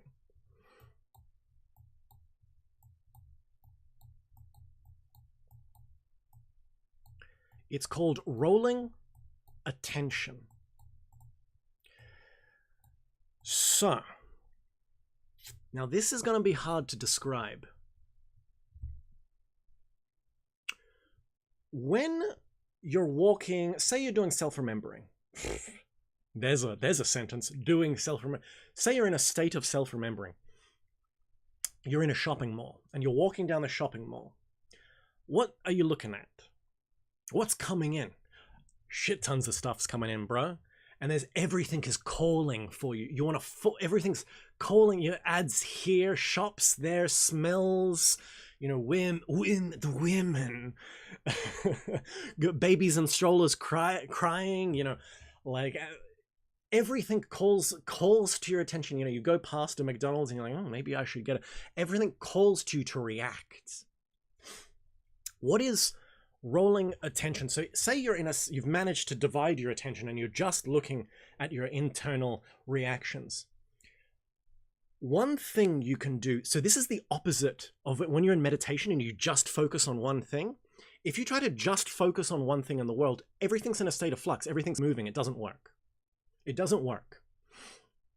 When you are walking through a shopping mall, place your attention on something, someone, and allow that impression to go in and allow the reaction to arise. Notice, do the first part, and then immediately, once you've received the reaction and the impression, and you know, like, it's hit, roll your attention onto another object. Sometimes it can even be on the same person. Like, you look at a person and it actually evokes something, but then you look at something about them, your attention zooms in, maybe to their hair, maybe to their necklace, maybe to a piece of their clothes, and then just roll off onto something next to them. Oh, there's a shop there. And then, like, immediately, but it's like immediate, the shop's there. What's in the shop? Say it's a juice shop. Juice enters into you, the reaction comes up, but you don't stay there, you immediately roll onto something else. You are surfing the impressions as this wave upon wave hits you. And via rolling attention, you cease to get entangled in any of, and it's hard to talk about because it's like, oh yes, I look at a person and Richard said to look at their hair and then their thing, and it's like, no, just notice. It's just notice. Don't become autistic about it. Don't turn it into a technique. Just be as natural as you can. And then if this sensation arises, as you're doing it, just like kind of move, roll your attention off from one thing to another, even roll into another sense. Like your eyes, no matter where your eyes go, you can feel yourself becoming entangled. Just move your attention into your ears, because there's going to be a shop store blasting like some, I don't know, some techno or something. And it's like, you can use the impression of your ears to kind of maintain it. Even, especially your body. If you feel yourself losing it, bring your attention back into your body. Your body is in the moment. Your body becomes a linchpin. So you continuously roll your attention through the gates of the senses. Now, what happens if you do this? So I've talked about the unique. Now I'll talk about the other thing.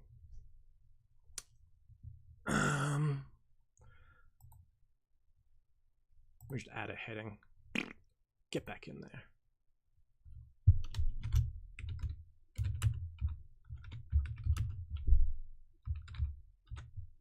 Oh my god, what the hell? Sorry, guys.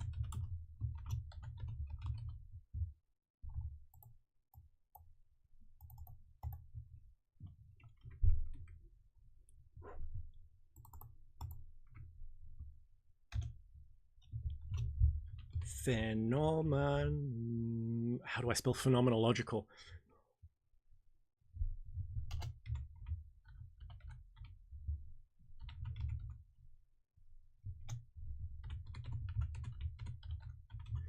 Okay.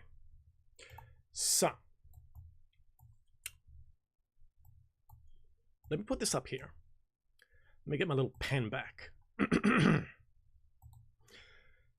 Oh no, it's blocking. Let me put it down there. Here's your consciousness. When you experience the world, you consciously perceive things. As you consciously perceive things in the world,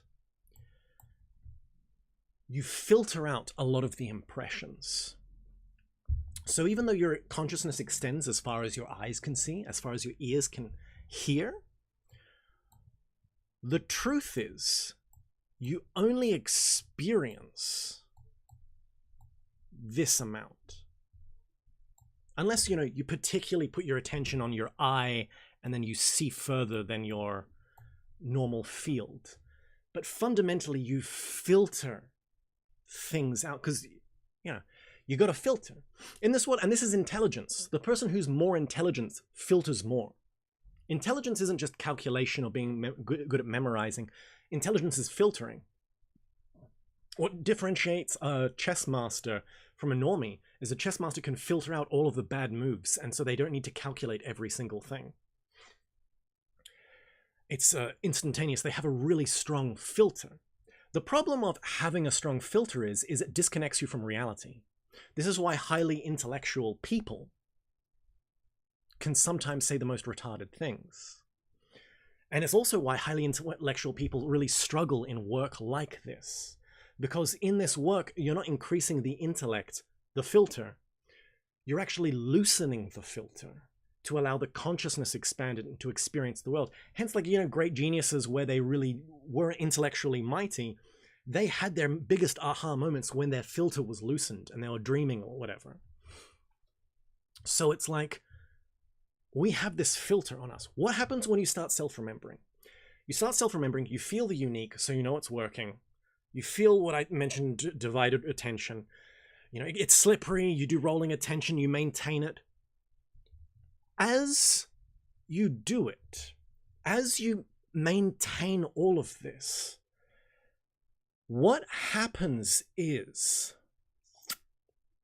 you know when you're at the airport and you come off the plane and your ears are like clogged up, and then as you come off, they pop, and all of a sudden it's like someone turned up the volume and you're like, whoa, I can hear again.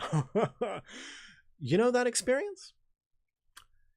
Something like that takes place when you self-remember, because you see this area that you filter out.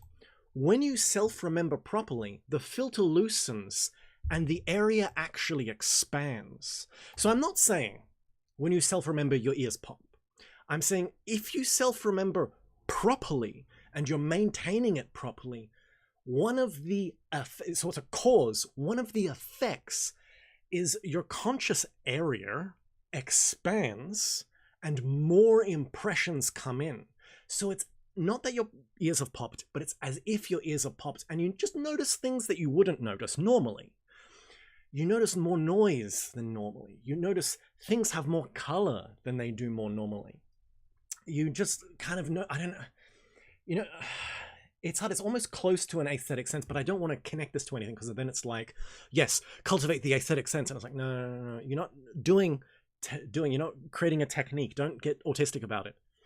You're supposed to be doing something natural. This whole thing is to return the consciousness to being in its most natural state, fundamentally. Hence why technique doesn't work. If you're manipulating something, you're just manipulating the human machine and structurally transferring different weird kind of egoical things from one place to another and changing the persona, the values of the persona. You're not doing anything here in the essence. This is the essence. When the consciousness sits in itself, remembers its own sense of being, the filter loosens, it expands, more impressions come in. And so you'll notice things you don't normally notice. And this can be that every now and then you get something that's a little bit weird. Actually, that didn't really work out. Let me get this art piece here and just shrink that now.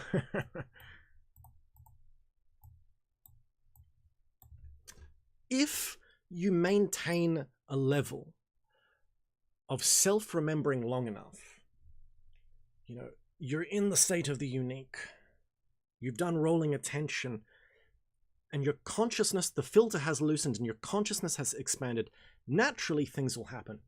If you are amongst people, something like this will happen, where you'll look at a person. the impression comes in, and then something arises in you, an image, a reaction, but the thing that arises in you isn't from you. Like, you become very accustomed to your own flavors. You know what's your reaction, what's your memory, what's your impulse. Something arises in you that's not of you when you're looking at another person. It's their internal world. You get a representation of what they're thinking or feeling.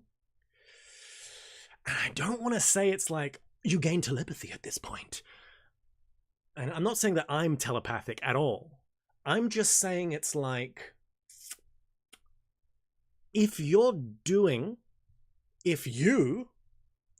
are doing self-remembering properly, you will gain an extra normal phenomenological perception that's as if you've telepathically gotten something from someone. That can be something that arises. And actually, it's not super impressive and like, oh, I'm achieving something. It's actually annoying, because it's like, it's not normal. It's not supernatural. It's just, it's not normal, but it's just kind of like, oh my God, it's enough to like trip you up and be like, wait a second. And that trips you out of self-remembering, and it becomes annoying. And you're just like, God damn it, I'm trying to self-remember. Shut the fuck up, everybody. Anyway, sorry for swearing, guys. And this happens as well, even if you're in nature. So it's like, you know, Ouspensky talks about this, he feeling the buildings of St. Petersburg talking to him. Or if you're in nature, it's like, you know, the elemental spirits. I'm not saying they're elemental spirits. I'm not saying you talk to them through this method. But it's as if, you know, if you're going for a nature walk and you do self-remembering, you do self-remembering, and the cause is placed properly, divided attention, you've experienced the unique, you've done rolling attention and maintained it long enough that you've felt the ears popping and the expansion, it can be as if, you know, a little gnome is speaking to you, or the wind blows through the trees and everything starts talking, and you're just like, guys, shut the fuck up. I'm trying to self-remember here. This is really distracting. And it's this like, no, that's just it. It's something extra. It's not schizophrenia, okay? Basically, your consciousness is just naturally expanding, and it's naturally expanding beyond the normal limits. I'm not going to say it's supernatural, it's just extra normal. And it's hard. And it's not like it maintains that, because, you know, once you've done that, you know, once you come out of the forest, once you get back into the car, once you get home and you go to sleep, you wake up and it's gone. It's like, this isn't permanent. This is just building these experiences. We're not supposed to have, you're not supposed to go after them like, oh, Richard told me if I self-remember enough, I'm going to speak to the gnomes. It's like, no, this is just a litmus test that you're going in the right direction. This experience is showing that you've done the right result, because what we're doing is, once again, we're trying to not cultivate persona, we're trying to cultivate spirit, we're trying to cultivate essence, we're trying to cultivate consciousness.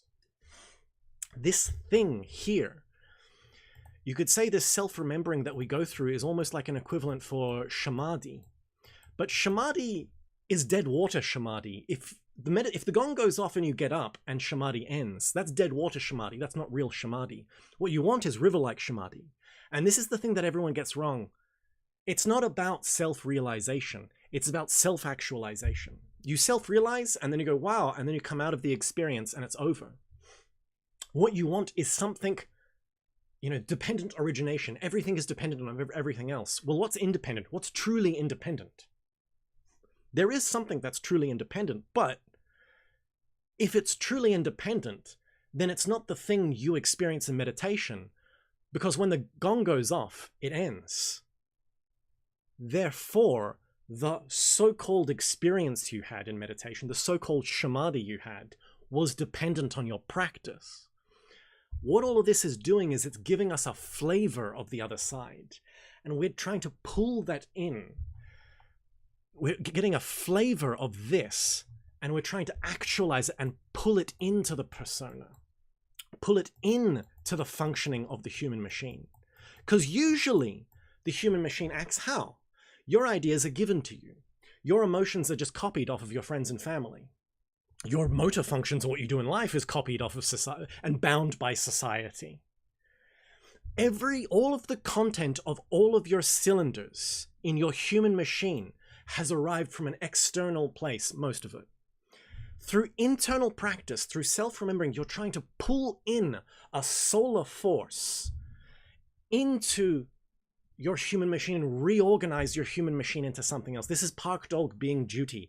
You're trying to achieve this state. So it's like, and this is true death. You are dying. The you were before is dead and it's being replaced by something else. Okay? You get it? This is self-remembering is the key to everything, not self-observation. Self-observation is just an acquiring of data and that's it. At its very highest level, maybe it's something like clairvoyance, but self-remembering, if you don't understand what it is, you got nothing. And self-remembering goes deep. It's something so simple. It's not a technique, it's a state of consciousness. If you do a technique like divided attention, and I call it a technique, but you're trying to be as natural as possible while having this effortless attention, then something will arise. What will arise? The unique. How do you, it's a slippery sensation though, it doesn't maintain itself, so you have to have something has to arise within you that you're able to maintain it. And if you're able to maintain it over a long period of time, this expansion happens, this extra normal perception, and out of those extra normal perceptions, qualities can arise within you that you then are able to pull into yourself. You gain experiences that you wouldn't have gained otherwise, and that comes into you, and that can create content into your cylinders. So your cylinders then have action and then have content that have arrived from an internal space outwards. You're training yourself internal outwards, and it's having an effect on your external world. It's not like this Joe Dispenza, oh, you want to change your life, change your ritual, change what you wear, wake up to good music, blah, blah, blah. All you're doing is shifting things, NLP, CBT, cock and ball torture, cognitive behavioral therapy. All people do when they want to die to the ego and all of that, they're all doing a technique. They're all manipulating. They're just shifting structures, psychic structures in themselves, in their persona. They're not changing at all. They're not dissolving their ego. They're refining their ego. They're polishing a turd and making it white, but they're still rotten inside. If you actually want to change, you need to reach the thing that's not the persona, that's not functioning, that's not the thing that was created in life, the thing that's eternal, not the thing that's temporal. Not the thing that's temporal. You need to reach the thing that's eternal. You need to touch eternity, and eternity needs to come into you. Come inside. Eternity needs to come inside you. No homo. You know what I mean?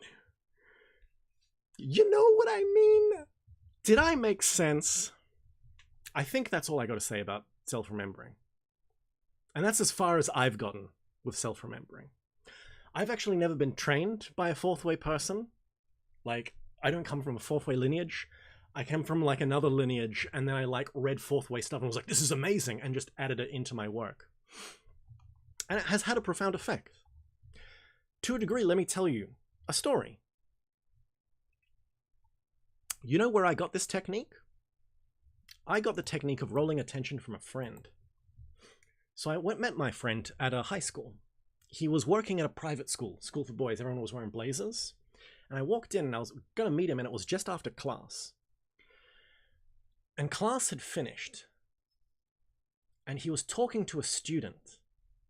And he was describing this technique to a student. It was really cool. He was basically teaching his student how to self-remember, and he gave his student this technique to help his student self-remember. And then I woke up.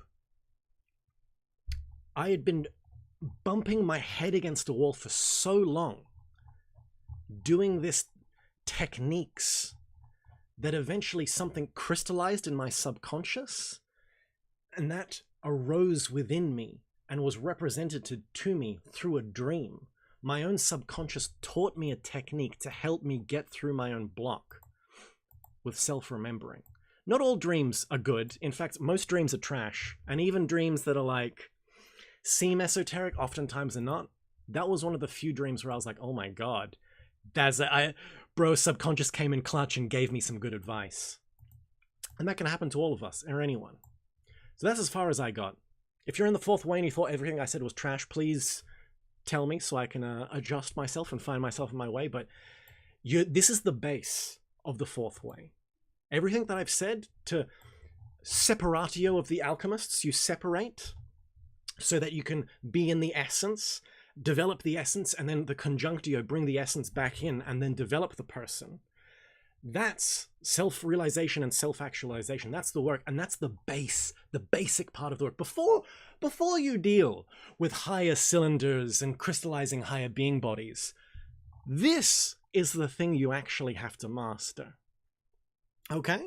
People are like, oh, higher cylinders, higher being bodies. You got to get to this first. This is in my mind. Anyway. How's it going in chat? I've been ignoring you, just yapping this entire time. Man, this is great. Thanks, brother. Rich, you're getting it. Here, people are afraid to really feel. So good. Thanks again. No problem, guys. No problem, So Willie. No problem, Wesley. No problems, Tyler. Adamu, howdy. I didn't see you come in. Eternity has to at least buy me a dinner before it can come inside me. Exactly. Anyway. Yeah. We've gone for almost 3.5 hours now, so I know there's a whole bunch of stuff in chat which I haven't read through, but guys, I think we got to call it there. Thank you for everyone for coming. Let me just change. Thank you, everyone. Thank you for coming. Thank you for coming to the annual quarterly Q&A yap session. I know you had some questions in chat which I didn't get to, but I know next time just comment on the post. We got to get through the posts first. Sorry, guys. But yeah, I'll see those of you who want to continue with the Beelzebub's Tales reading group. I'll see y'all tomorrow. Hope you guys enjoyed today. Hope you guys have a happy Easter. Mwah. Oh, thank you, Cactus. Thank you for the donation. And yeah, have a happy Easter, guys. I'll see y'all in the next one. New content coming. I'm just slack. I haven't done any this month. I've got videos recorded. I need to edit them. It's gonna get there. I've got some other big things coming. I swear to God. I'll see y'all next time.